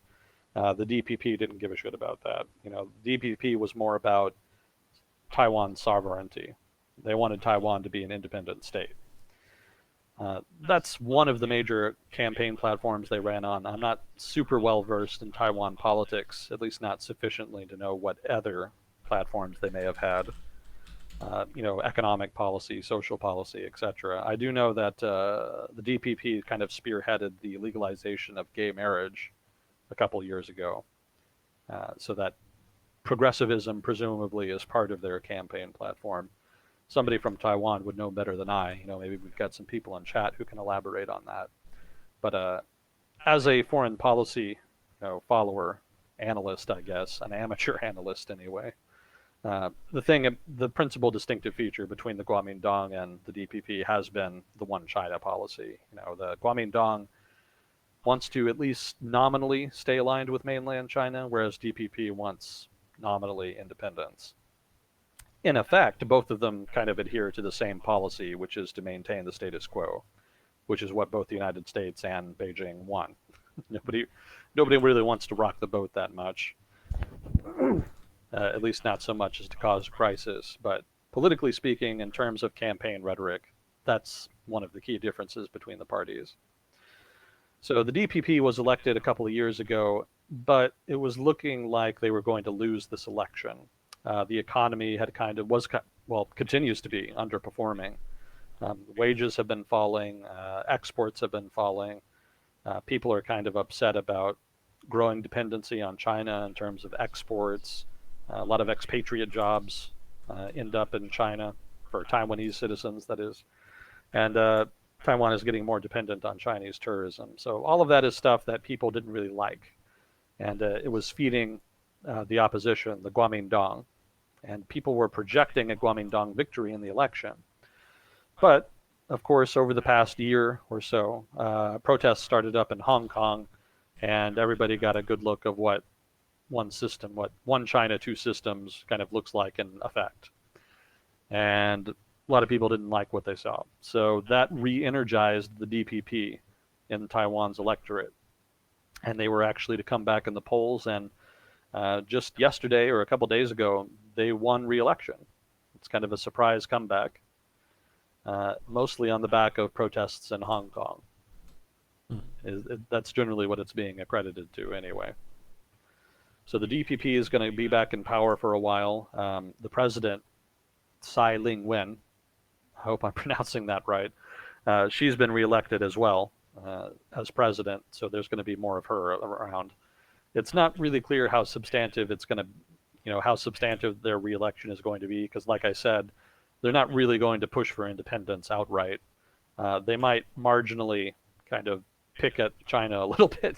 They might pick at the Communist Party of China, criticize them a little bit more than the Kuomintang would, and maybe try to purchase arms from the United States. The U.S. has been making arms available, I suspect, as part of I suspect that's more part of the posturing and pressuring that comes with the trade talks between the U.S. and China. But technically, equipment and weapons have been made available, and so the DPP might be more gung-ho about pursuing that in order to make sure the Taiwanese military continues to be relatively modern. But beyond that, probably not a whole lot of change from the status quo. That's generally been the pattern with the DPP and the Kuomintang. But the interesting thing about the re-election, though, I think overall, sort of big picture, is that it really illustrates that the Communist Party of China is just not very good at managing its image. Obviously they don't really care that much about how, foreign devils think of them, such as they are. But they do care more about how Chinese think about them. Within China, certainly, but also within the special autonomous regions, Macau and Hong Kong, and also Taiwan, which, again, the Communist Party of China perceives to be a sort of renegade province. They claim that province as theirs, and that's how they view it. So that being the case, the Chinese government, you would think, would try pretty hard to get the people on their side.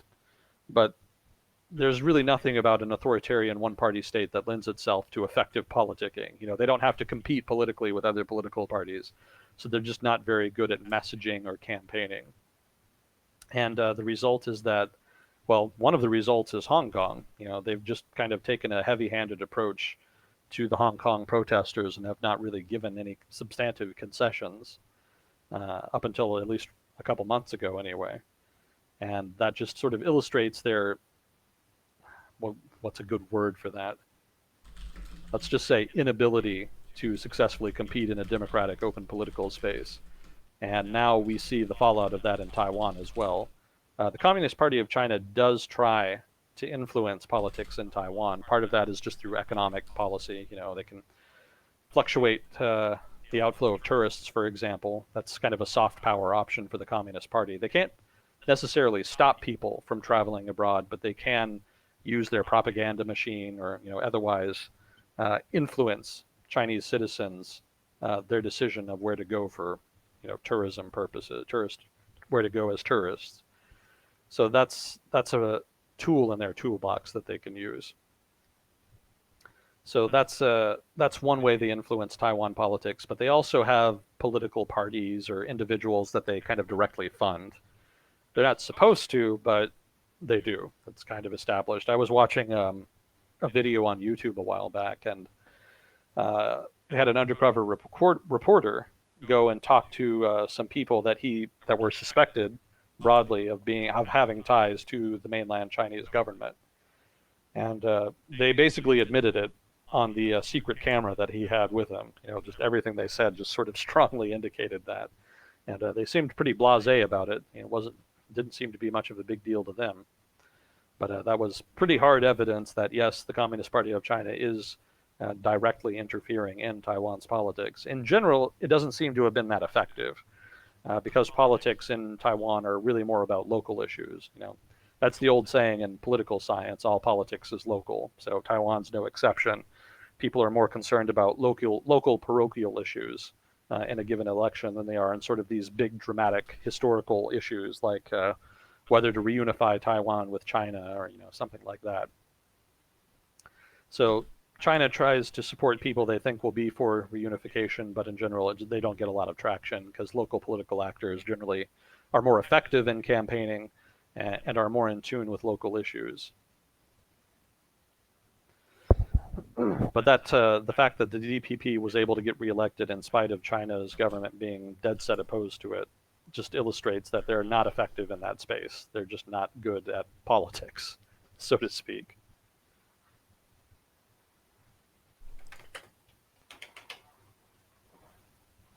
So we'll see what happens with Taiwan. That's an open question as to what's going to happen to them. Obviously, China's economic influence in Taiwan is only going to grow over time, so it may not really matter what the United States does. We've had that discussion before. Chinese economic influence cannot be countered with aircraft carriers and bombers. That's something that's going to require a lot of nuance to really counter, and it may be that even that can't really do the job. So as China's economic influence grows, it may just be that invariably Taiwan gets de facto reabsorbed over time, and that there's just not really any feasible alternative, economically speaking, for them to do otherwise.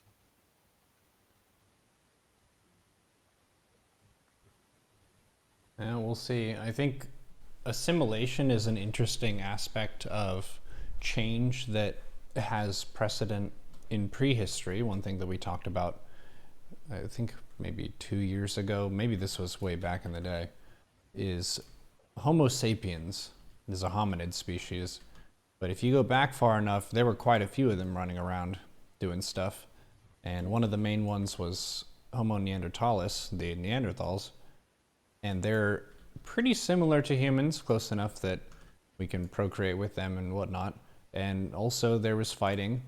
But a lot of the experts, rather than say that humans just straight up wipe them out, we just out-reproduced them and reproduced with them to the point where they were kind of absorbed into our species, where a lot of people do have some Neanderthal DNA in their genetics and stuff. But it's not just a straight up like, we're gonna fight that other species and take them out. It's like, wow, we could just have some babies and stuff. And if your population is much larger, then you have the advantage of just outnumbering them and presenting a problem where their best option is to join you. Interesting. Somebody should probably tell the people that write X-Men comics.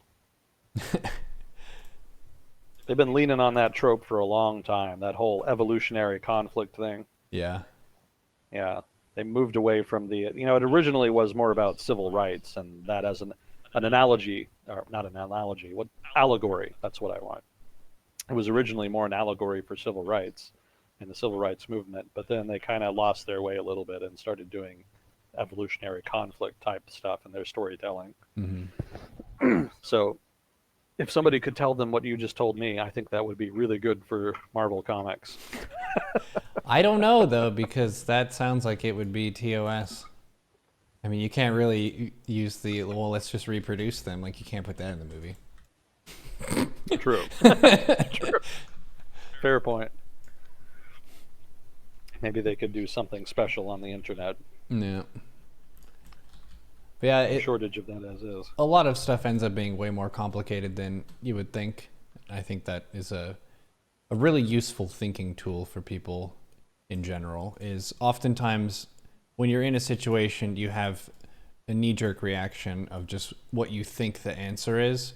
But if you're talking about a sufficiently complex system, there are usually multiple factors at play. And sometimes the most crucial factor is a more nuanced one or a more subtle one. So you should be able to take a couple passes and then take a bottom-up approach to see what are the building blocks involved in this that set the foundation, and then also a top-down approach of what is the overarching system that is involved here and what are the pluses and minuses of that. Because we got a nice comment actually from the person who posed the question from this WoW dungeon. They said that you're an epic level communicator, professional, and matter of fact, not speaking biased. And I think part of that, if I can take a guess at the motivations of Agent Smith, is you avoid making judgments and assessments because the systems are so complicated that you wouldn't go so far as to assume that you know everything that's going on. Oh, I don't know shit. Yeah. Yeah, so I would say your statement is accurate. Yeah. Yeah, I try to stay informed and bring as much information as I can to how I analyze events, circumstances, etc. But yeah, if I don't have enough information to reach a really substantive conclusion, I try to communicate that. And even when I do have enough information to reach a substantive conclusion, I always leave open the possibility that I could be wrong and try to think of ways in which I could be wrong and try to communicate those. That's something I got out of grad school. I was in for those who don't know, so that we may have some new people listening, I'm a dropout PhD candidate. And I dropped out when I was ABD, which is embarrassing and a whole story unto itself. But one of the things they teach you in a PhD program is that there's never really an end point to knowledge. It's an ever-expanding question, right? As soon as you find an answer to one question, that invariably leads to more questions. And as you try to learn things, as you try to run experiments and try to explore and analyze, you're never really going to be able to prove something definitively. There's never going to be a natural endpoint where you can say, I have definitely proved X causes Y. That almost can't happen. It's very rare. And it really, in the cases where it can happen, it's more in the hard sciences. I was in an econ program and then later on transferred to a political econ program. So those are more social sciencey. And in the social sciences in particular, you're dealing with systems and problems that are very complex and very frequently that have variables that you cannot, well, I shouldn't say variables, but that have things that you cannot directly observe. And the result of that is that it's very difficult to run actual experiments. Like, you can't run an experiment with an economy. It's too big. And because you can't run an experiment with an economy, it's very hard to draw strong conclusions. So you have to use all of these little tricks and side measures and whatnot to try to kind of get around that problem. So the result is that you have to teach PhD candidates that you're not really going to prove anything. You're going to build bodies of evidence over time. And enough researchers in a given literature over time will generate enough evidence that eventually, at some point, you'll be able to draw some relatively strong conclusions based off of patterns in the findings. But even then, it's not going to be perfect. It's not going to be a proof. It's going to be strong evidence. We believe based off of this evidence that X causes Y, but maybe it doesn't. You can't ever say with 100% certainty. So I try to take what I learned in the PhD program in terms of epistemology and try to apply it to how I analyze the news, policy, etc. Again, I'm just an amateur. I did drop out, so it's not like I'm a doctor or anything like that. I am a dropout in every sense of the word, believe me. So I try to do that as best I can. It's not always great, as I'm sure people have noticed. But in general, that's why I do that. That's why I try to be, I guess, professionally humble in a sense in how I analyze this stuff. I hope some of that makes sense.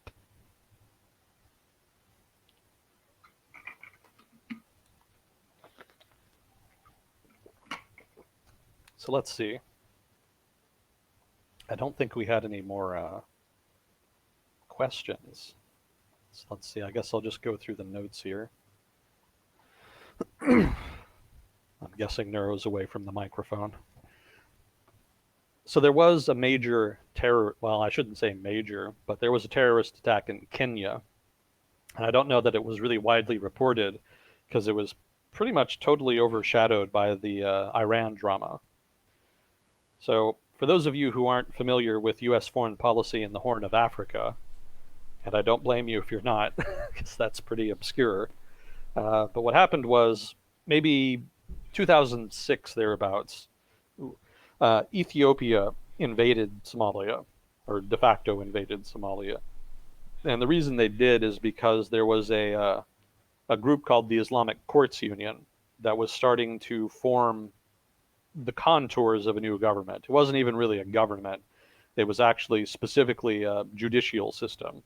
That's why it was called the Islamic Courts Union. It really was just a network of courts that were being set up, and they all kind of were networked together, the same people who were all sort of related to each other in one way or another.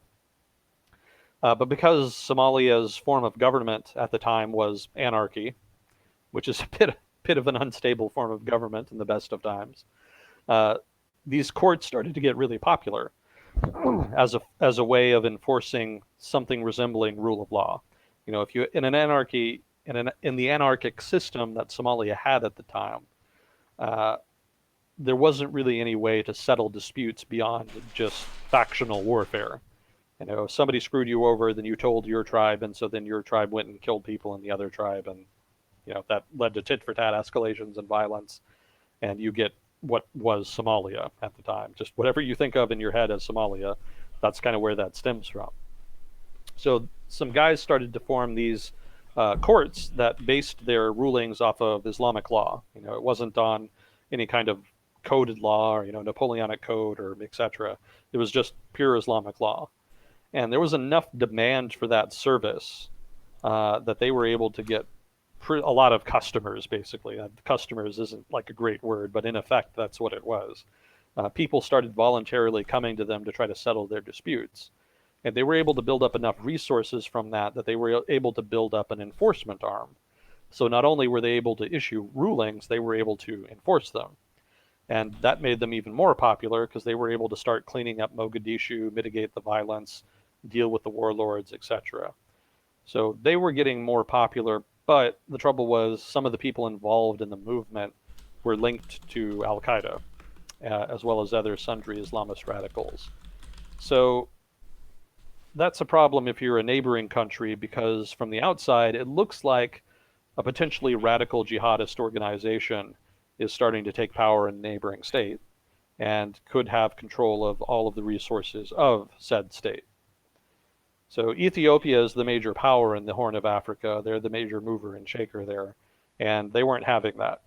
So they full-on invaded Somalia and overthrew the sort of nascent pseudo-government as represented by the Islamic Courts Union. Now, they didn't full on occupy the government. They tried to set up local proxies, but for the most part, it was an Ethiopian occupation centered on Mogadishu. Not all of Somalia was under the control of the courts union. The northernmost part was a de facto independent country that had separated, that being Somaliland. And then the other part of the north was the autonomous Republic of Puntland, I think, which actually did have rule of law nominally, but was governing itself separately from the rest of the anarchic territories that comprised Somalia.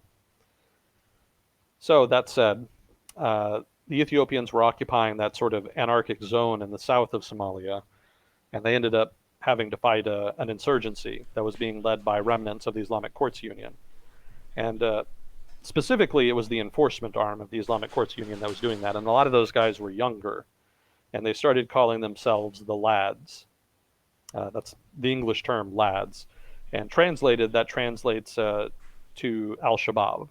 So I think Al-Shabaab is probably the better known translation of the name. That in effect became a new terrorist organization. I should put terrorist in air quotes, since it's technically a rebel group, really, fighting against first the Ethiopian occupation government, and then later on the UN recognized government that was kind of sort of imposed. Somalia has a government now, but it was basically a government created out of nothing by the UN. So you can imagine how much legitimacy such a government would have. Not that much. It has more legitimacy now since they were able to get some of the major tribes to sign up. So it's not completely bullshit now, but when it was first implemented, it wasn't really taken very seriously. But anyway, to get back to the Ethiopians, they were fighting an insurgency, and a lot of the people involved were linked to Al-Qaeda or other jihadist groups. And so the United States got involved, and they started helping the Ethiopian government fight that insurgency with airstrikes, with intelligence, with special forces raids, etc. The whole corduroy of counterterrorist stuff that the U.S. military has honed over time. They pushed that into Somalia to help the Ethiopians. And the U.S. has pretty much been there doing that ever since. Roughly 2006 to 2008 is when they started, and the U.S. has just been continuously doing counterterrorism stuff in Somalia ever since. And that's roughly the past 10 years, I guess. Now, for the most part, most of the fighting in Somalia has been done by either Ethiopians or with Somali proxy forces being controlled by the UN-recognized government. And the UN, to be fair, the UN-recognized government has made headway. They have technically pushed the insurgents out of Mogadishu. For a long time, the government basically just controlled a couple buildings in downtown Mogadishu, and the rebels, the Al-Shabaab anyway, controlled the rest of the city. But they were able to launch a large enough offensive to push out Al-Shabaab and secure secure the entire city. That didn't stop Al-Shabaab from committing intermittent car bombings, suicide bombings. That's almost impossible to stop unless you have a lot of favorable factors going for you. But, in a country like Somalia, being as poor and disheveled as it is, very easy to commit a suicide bombing. So that still happens intermittently, but technically, at least the capital is being controlled by the UN-recognized government now. And there are tracts of the country that are controlled by either the Ethiopian army or by proxy warlords that are, in effect, aligned with the Ethiopian government. And in the far south of Somalia, actually, there's a strip of territory that is being controlled by warlords that are de facto aligned with the government of Kenya. Kenya doesn't want instability bleeding over from Somalia into Kenya, and so they've set up what is in effect a buffer zone controlled by local warlord elites. And they try to work with them to try to prevent Al-Shabaab from using that border territory as a launching pad for terrorist attacks into Kenya, which has happened.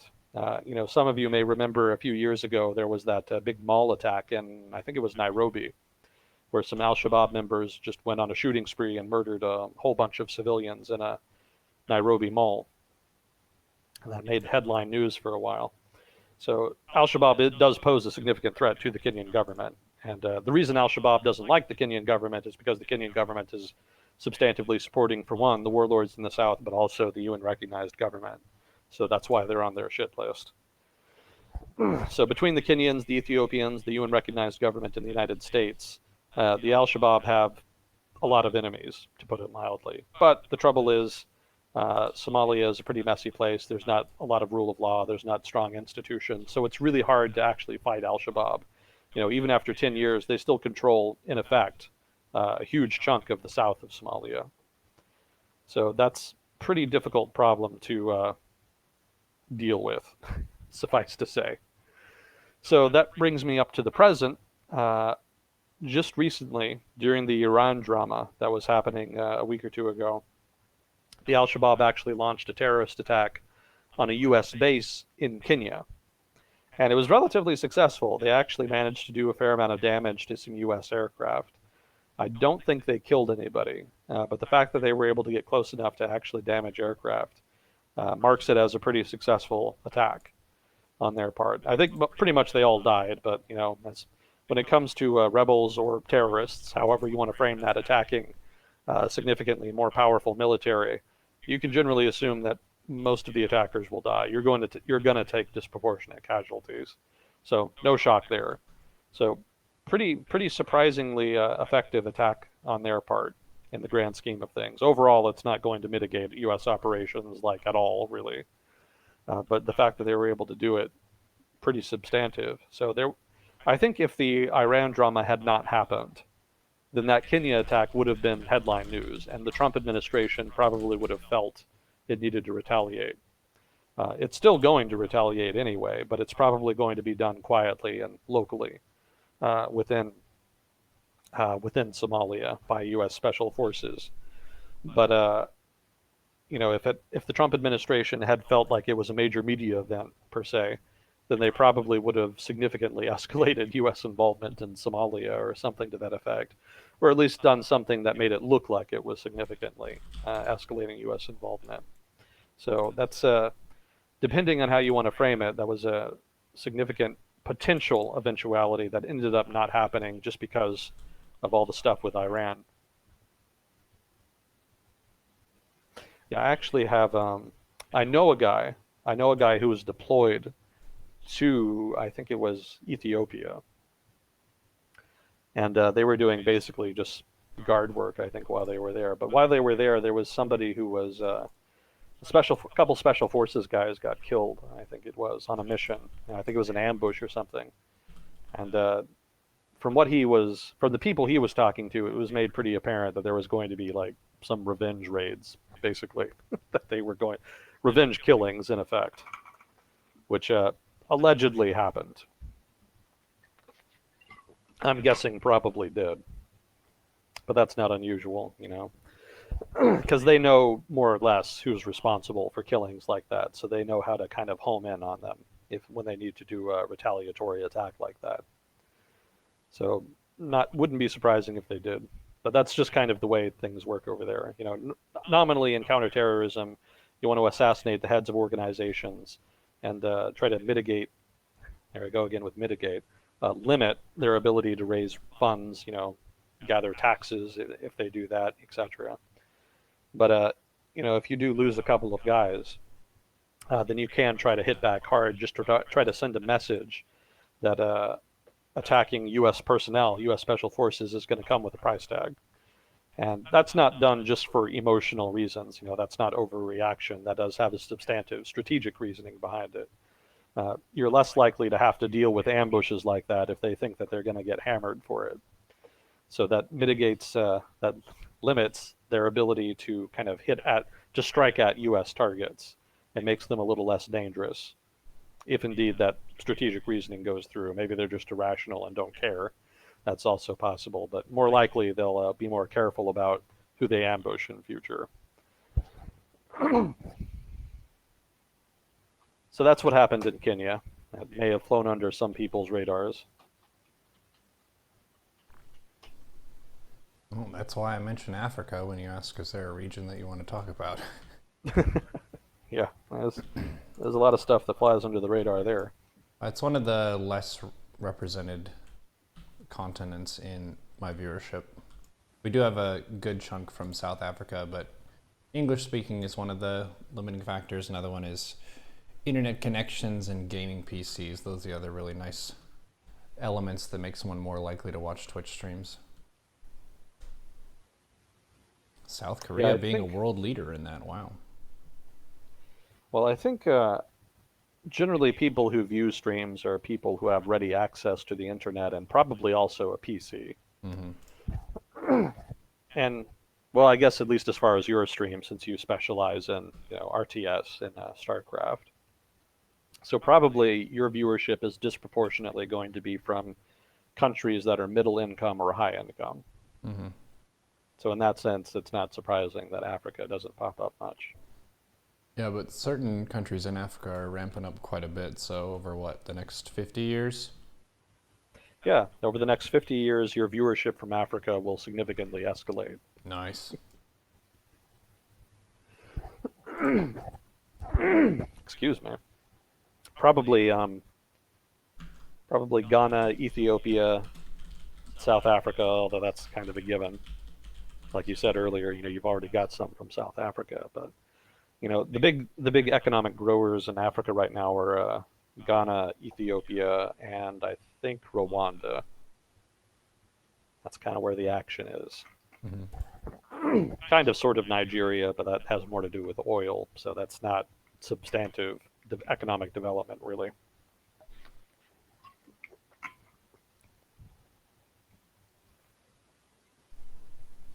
Well, let's see, what else did I have here? Did you see the thing about the British royals? No, what was it? So what happened is, and I don't know a whole lot of details about this because normally I don't really follow British royal stuff because that just kind of feels kind of like more tabloid news type stuff. But apparently Prince Harry, who's the younger brother of the two princes, the sons of Princess Diana anyway, he's the younger son of her. He apparently is going to withdraw from his responsibilities as a royal. There's like a whole set of stuff, ceremonial stuff that you kind of do as part of being a part of the royal family. But he apparently is not really interested in continuing that. So he's going to go to Canada with his American wife and is going to try to become self-sufficient in terms of income. And that was apparently a pretty surprising event. At least from what I gathered reading about it on the BBC, that was apparently pretty shocking. You mean like moving out from your parents as a millennial is a shocking event?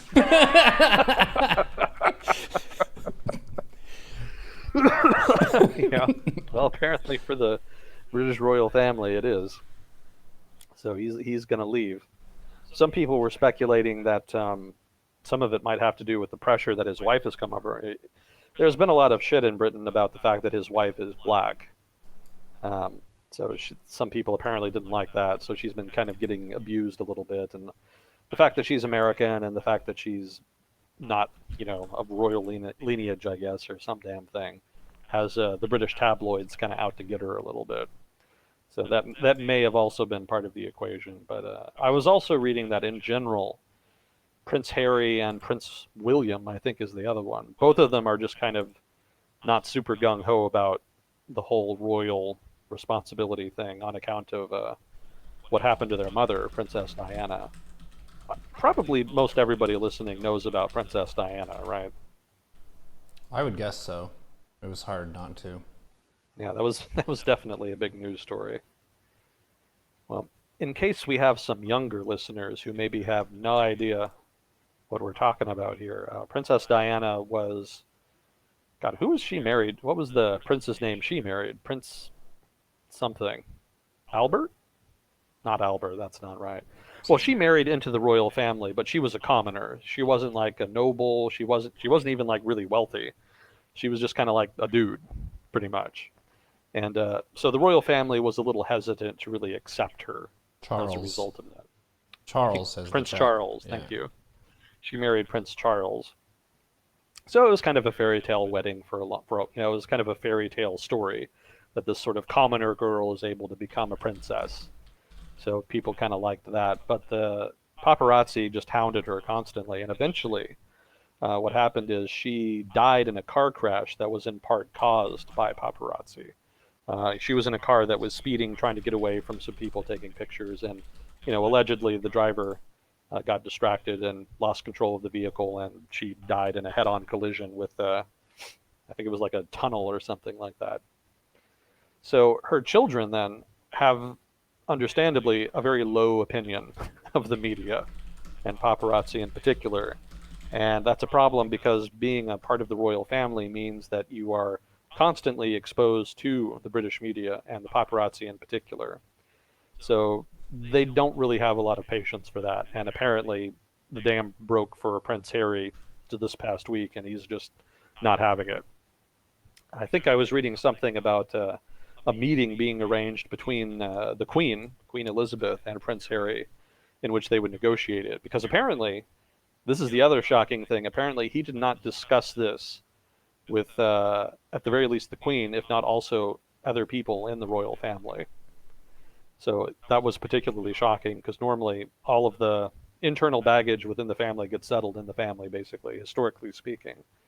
But that doesn't seem to have happened here. So there's a little bit of monarchical drama, I guess, over in Britain over this. The thing It's that's not. it's so funny though because this is like the most standard shit that happens for people in this age demographic. Yeah.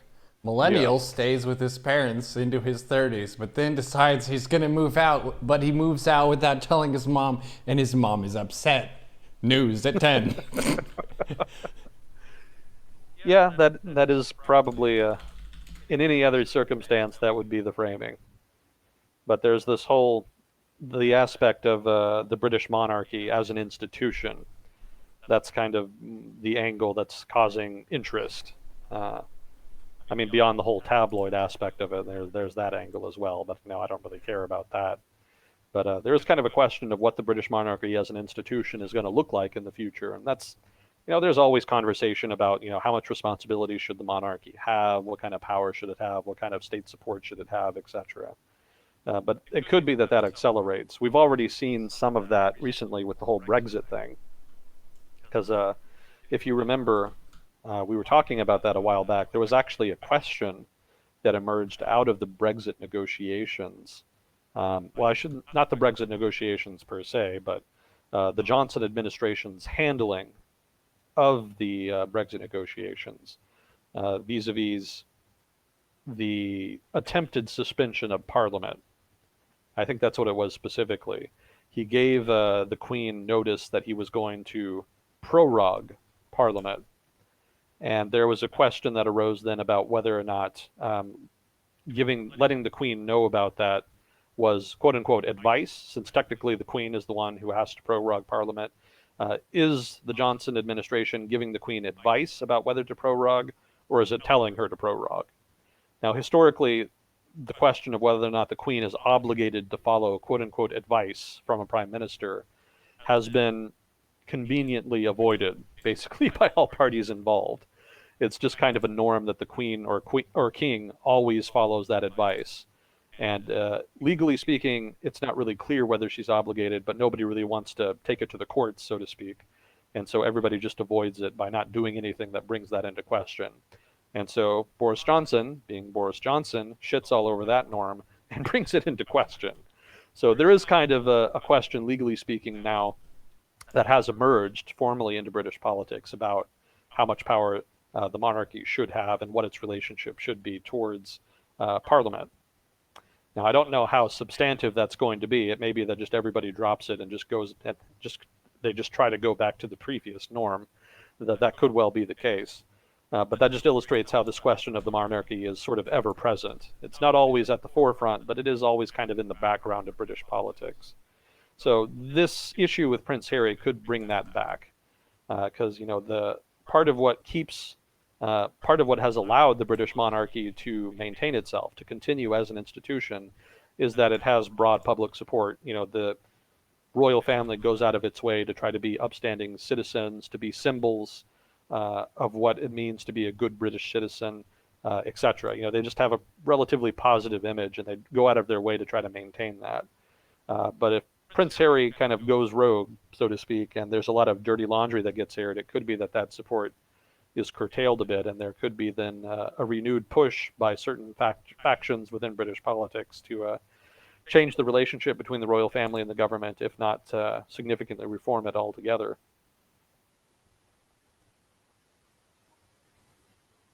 Well, cool. That's pretty funny. I didn't actually think that. I guess it's kind of a big deal given the historical context. Has this happened before? Has there been a royal who stepped down? Yeah, actually there was, and there was actually a movie made about it a couple years ago. I think it was Prince Edward, not long before World War II. A couple years before World War II in the late 1930s, he actually abdicated the throne and he stepped down entirely, just gave it up. And actually, it's interesting because he had also married an American wife, whom was not well received by the royal family. And eventually, he just got tired of the whole thing and just said, "Screw this! I'm going to Canada." Wait, so we found a pattern here. If a British royal marries an American wife, they want to step down. Yeah, we seem to have a corrupting influence on the royal family, Neuro. American woman! Okay. Yeah, I don't know really why they seem so butthurt over there about having a commoner American wife. Maybe it's just the fact that she's a commoner. I think what's the new one, Megan? I think her name is. Some of that is because of race. Although that's really weird too. Have you ever seen a picture of her, Prince Harry's wife? No. She looks white to me. Uh, She looks very, very white. Like if I had not read that she was black, I would have never known. I totally thought she was a white woman until that whole kerfuffle in the British tabloids about her having black heritage came out. well, is it that they want someone to look British? Is that the goal here? Oh, I have no idea. It could just be a tradition thing. People I don't are think the silly. royal family cares that she's black. I think the fact that she's a commoner probably is a bigger problem there. Yeah, Chad is saying mixed heritage. Technically, everyone is mixed heritage to an extent, but yeah, there's racism around, and a lot of it is it's not necessarily attacking someone directly. Sometimes it can be just silently judging or considering other ethnicities to be inferior or worse in some way. Yeah. So this kind of hassling, yeah, it's pretty unfair. It's very silly. Stop doing that. People Yeah. are people, for Pete's sake. Yeah. It's Brid- seriously stupid though, because she just looks more Mediterranean to me. yeah. Well, haters gonna hate. We're still Yeah, working people on stuff. people will find a reason. Mm-hmm. That's interesting, though. He'll be stepping down. I know that following royals is something that a lot of people like to do, kind of like they're chasing celebrities. Yeah. But royals are people too. I actually heard something when I was a kid, and they said the Queen of England poops too, and I was like, what? Apparently, royals still have the basic anatomy and physiology of human beings. Who knew? We're still unpacking that, apparently. Even royals sometimes want to move out of their parents' basement, even if it's a really nice basement. Yeah, that happened in Japan recently. Did you hear about that? The prince there, or I guess emperor, married a commoner Hmm. over there. Do you know if they Actually, do like a heritage or kind of test thing for people they marry to see if there's some royalty there? Because you say commoner, like you're not a royal, but what about someone who had, say, a noble who was up their family tree somewhere? Would that satisfy them? What do they need to be satisfied? yeah, that's a good question. I don't really know. Presumably, they would need to be of high standing and to have some kind of linkage to some of Japan's traditional nobility. I would guess that's what they would want. Because this hasn't been a problem before. I mean, obviously, previous emperors have had wives, so obviously they're finding nobility somewhere. Hmm.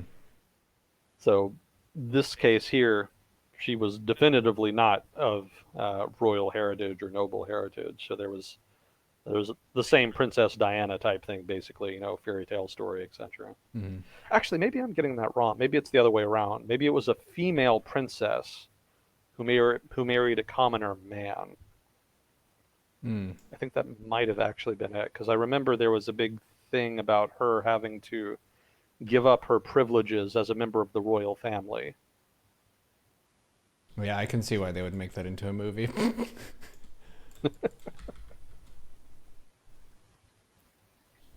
Well, the movie about Prince Edward was more about it's actually more about him talking, or something like Is that. this the King's Speech?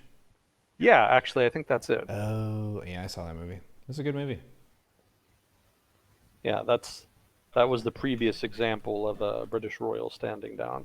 Hmm. Churchill was very sad. He didn't like it at all. Yeah, he was a firework and a half. That's one way of putting it. Yeah, he's one of those guys who just speaks his mind, shoots from the hip, takes big risks, and doesn't give a damn. Which we talked about this some in the context of World War II. That was probably the kind of leader that Britain needed in that time period, but if you put him in any other time period, he would be way over the line. Well, I mean, even in that time period, he was considered very much an outsider candidate for the prime ministership. You know, he had a reputation for being a bit much, shall we say. Everybody thought he was just crazy for pushing so much to prepare for war and whatnot, because nobody really thought World War II could happen. I mean, oh, they thought it could happen, but the thinking at the time was that surely after the Western civilization just is brought to the brink of collapse after World War One, surely after that nobody would be crazy enough to try to wage another world war. Not even wage one, just even risk one. Surely nobody could actually be serious about another European war. They kind of thought about it like we think about World War III, Hmm. in a sense. In the sense that it's mutually assured destruction. They didn't have nuclear weapons in the interwar years between World War One and World War Two, but there was just so much destruction in World War One, and the political fallout was so terrible that it was just thought that the Second World War, a prospective Second World War, would be even more damaging. Keep in mind that three empires collapsed because of World War One: the Ottoman Empire, the Russian Empire, and the Austro-Hungarian Empire. And I guess four, if you want to count Germany, that's kind of an empire. So all of those suffered significant collapses of governing authority. And in the case of much of Eastern Europe, it just descended into outright chaos. The Russian Civil War was very, very messy. Lots of people were killed in that, and there was actual anarchy. We are talking a little bit about anarchy before. Ukraine actually had a substantive anarchist movement during the Russian Civil War, and they were actually a major faction. So that just gives you an idea of how tumultuous that period was in that area. But even in like Central Europe, it was chaotic. That was when the communists were trying to seize power in Germany, and the Freikorps had to come out.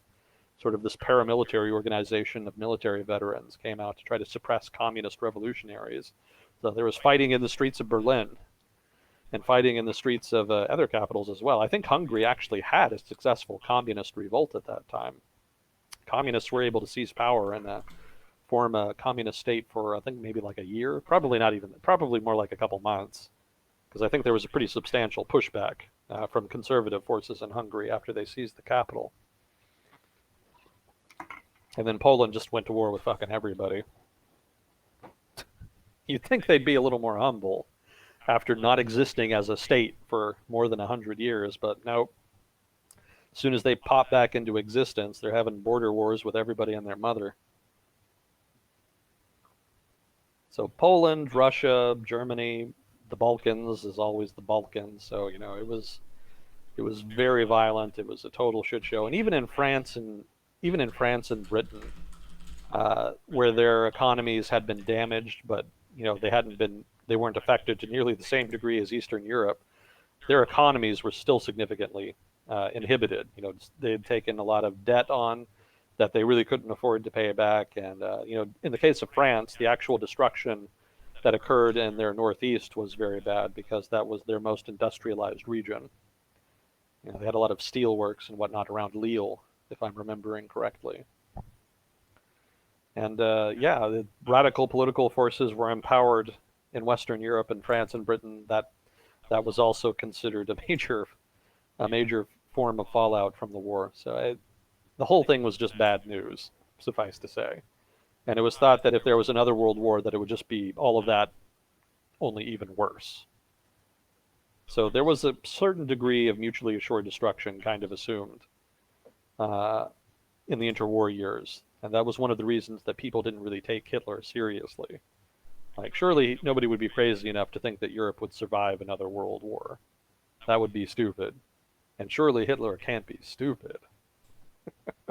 Well, Well, as a matter of fact, some people got to learn the hard way. And they certainly did. yeah, I think sometimes the fervor can cause a person to get way ahead of themselves and not really think about the big picture, the consequences of this. I think the US was probably the big wild card that people underestimated a whole bunch in World War II for the amount of impact they would bring. And the reason for that was we really shined with production of just like building stuff, building trucks, building materials and things like that, because we have Atlantic Ocean on one side, Pacific Ocean on the other side, which meant we had a lot more time than everyone else. And we also didn't need to invest as much in direct defenses of the continental US. So we got to really swing in a way that those pieces weren't in play at the start of World War II. So it might have seemed like a good idea at the time to, oh yeah, let's take over the world. That sounds cool.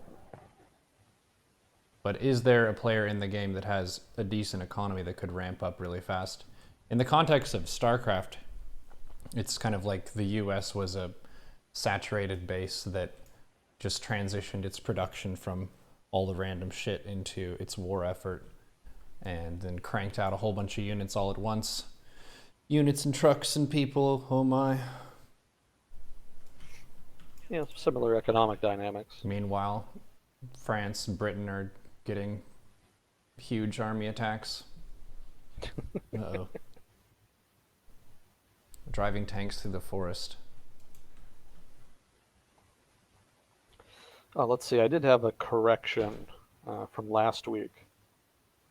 I said that Spain was ending minority rule. I think maybe that's not true.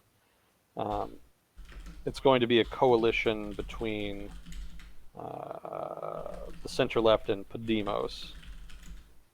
That's going to form a coalition government for the first time since the fall of the Franco government. So that's the news there. I was saying that it was going to be a socialist government that would finally sort of take power, but really it's a coalition government, and it's apparently hasn't really happened before. So just want to kind of issue that correction, get that out there. We are at 2 hours 52, so if you had any final thoughts, we can get those. Appreciate you coming on, even though it's a little bit later than usual. Well, two things. I know Ep68, is that right? Ep68. Ep68. I did get his, he asked me some questions about what I would say if I were speaking to some high-level people. I think he's over in Switzerland, and he's doing some stuff with the World Economic Forum, I think it was. Mm-hmm. So I have some thoughts lined up, but I didn't talk about them today because I don't have them organized quite properly yet. So I'll try to email him that response, and then maybe we could talk about that next time or later on. Sweet.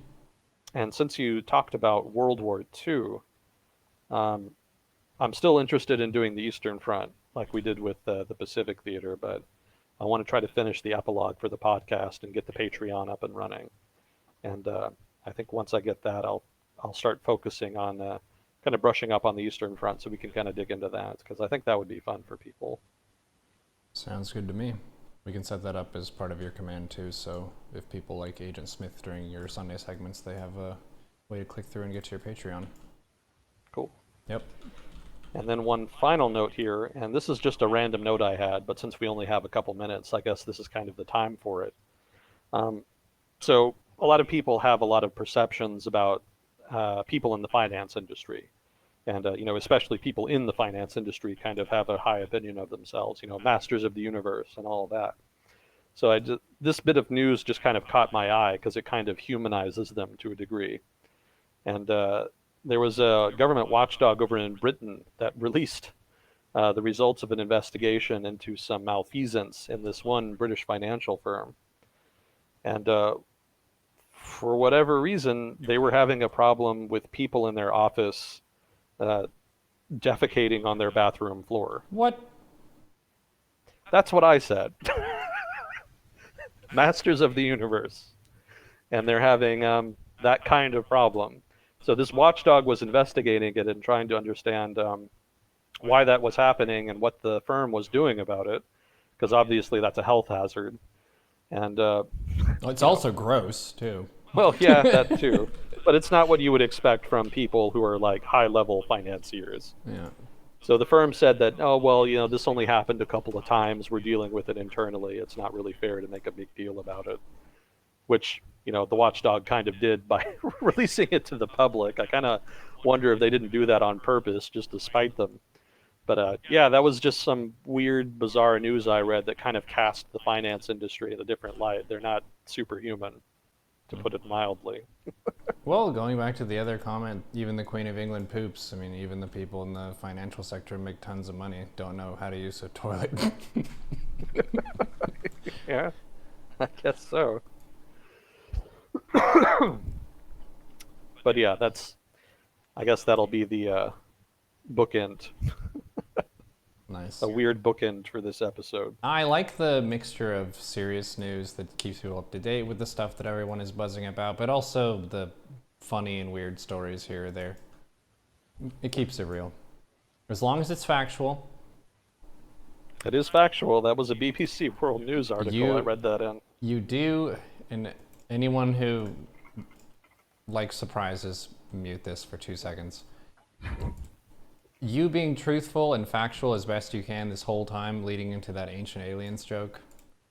I don't know how many it is. It's something like do 60 Agent Smith episodes into one huge epic deadpan joke. And it's the biggest wind up for deadpan ever.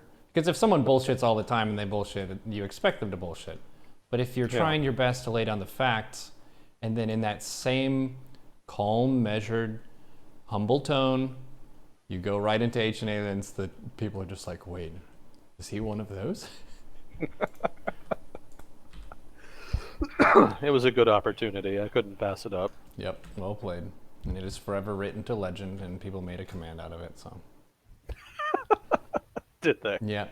Now you have the fan base of all the, moon landing deniers. They're huge fans now. Awesome. Well, I hope they visit my my SoundCloud page. Awesome. Well, I had a blast with you tonight. I'm glad that we got the beeping to stop so I can actually talk to you. Great coming on. Thanks, chat, for the questions. Thank you, Fuzzy Cord, for handling the questions. Agent Smith, for sharing your knowledge and wisdom. I will link your stuff again in the chat. Check out his SoundCloud. Check us out on the Voice of Neuro podcast. And with that, have a fantastic night, Mr. Agent Smith. Thank you again. GG. Okay, we stopped and it's processing and you're good. Awesome. Yeah, thanks for having me. It's always fun. Mm-hmm. Yeah, hopefully I can kind of get more projects off the ground and kind of get back into the swing of reading more of the news. I'm still a little short because of all the work I've been doing lately. So I can hopefully next week I'll have more analysis, substantive analysis for you. Yeah, I'm in a sort of planning and structuring phase right now where I'm fleshing out a weekly schedule somewhat, which I'm having less hours up presently, and it's kind of for the long con of having the year look really good for people being able to find the content they want, because mixing in this Agent Smith plus the classic WoW content plus the philosophy content, the more that I can make it predictable, the more the people who love it can tune in on time. Because for everything that I do, there are some people who are like, man, this is the best ever. And some people who are like, I just can't stand this. I can't even keep the webpage open. But they're all fans of some of the content. So if I can do a better job of saying, well, Agent Smith is always Sunday evening, then they know that that's part of their weekly routine that they can do. They can rely on us being there, which, to our credit, we pretty much have been for a while. Not the same hour slot, but the same ballpark. Yeah. So I have We've been pretty consistent. a Saturday WoW raid, and then I started my Samurai stream on Tuesday. I think I mentioned that last week, but I eliminate all distractions. I prepare the night before, getting a lot of rest. I jump out of bed, exercise, and then basically treat it like I'm a pro StarCraft player who doesn't have a stream. So I mute every alert that's in the game. I cover up the chat so I can't see that moving while I'm going. And I just play StarCraft with my microphone muted. And I think I went something like 13 wins and 3 losses. Oh, So, nice. yeah, it was really refreshing for me. And the reception from the chat was really good too. As long as I'm not doing that every day. I think there are people who like to see that level of focus and effort and application and stuff. Well, yeah. Nice. Yeah, I could learn a thing or two. Year's off to an exciting start. Now, I mean, this is like the beginning of my effort to be disciplined. I think we're of kindred spirit in that you end up achieving stuff because you're really excited about certain things, but you don't tackle it in a planned or structured way. You just throw yourself at the problem until you make progress. Yeah. That was how the stream was built, by putting in more hours than everyone else in that category, rather than like having some super mysterious plan. I guess with the mindset stuff, we did have clear business edges, but just logging more content is good. Yeah, I just get distracted easily. That's my problem. Yeah. If I could tackle my work like I tackle this box of spicy Cheetos, I'd be in business. Oh man, just mix some spicy Cheetos in your work. I wish I could. Well, not really. I'm already too fat, actually. I don't need more spicy Cheetos. I shouldn't even be eating these. You know, I accidentally got this giant box of 50 baggies of spicy Cheetos. You accidentally got a box of 50 bags? Yeah. How did that happen? Well, it's a long story, but you know, it was it was the only one they had pretty much. So I've got way more spicy Cheetos than I bargained for. Yeah, I've been kind of forcing myself to eat through them. Mm-hmm. Of the things that one can force oneself to do, you can do worse than spicy Cheetos. Do you but like them? Sometimes. It's not something that I eat a lot, but I just kind of had a hankering for them. But I was thinking I would eat like a couple baggies maybe. The thing for me that's a really random craving, it's not consistent, but sometimes I'll just be like, I need salt and vinegar chips as soon as possible. It's probably about once every 3 months. Salt and vinegar chips. Yeah, and then I have them, and it like really dries out my mouth, and it's like, I don't know why I do this. But the flavor is really strong. Yeah, I'd imagine. Salt and vinegar. I don't think I've ever had those. Yeah. I might have to give that a try. It's pretty good, pretty simple stuff. Well, thanks for the tip. Yeah. All right. Well, I'm sure you've got stuff to do. I don't want to keep you. It's been good hanging out, my friend. Mm-hmm. Sleep well, keep it real, kick ass. You too, sir. Have a good night. GG.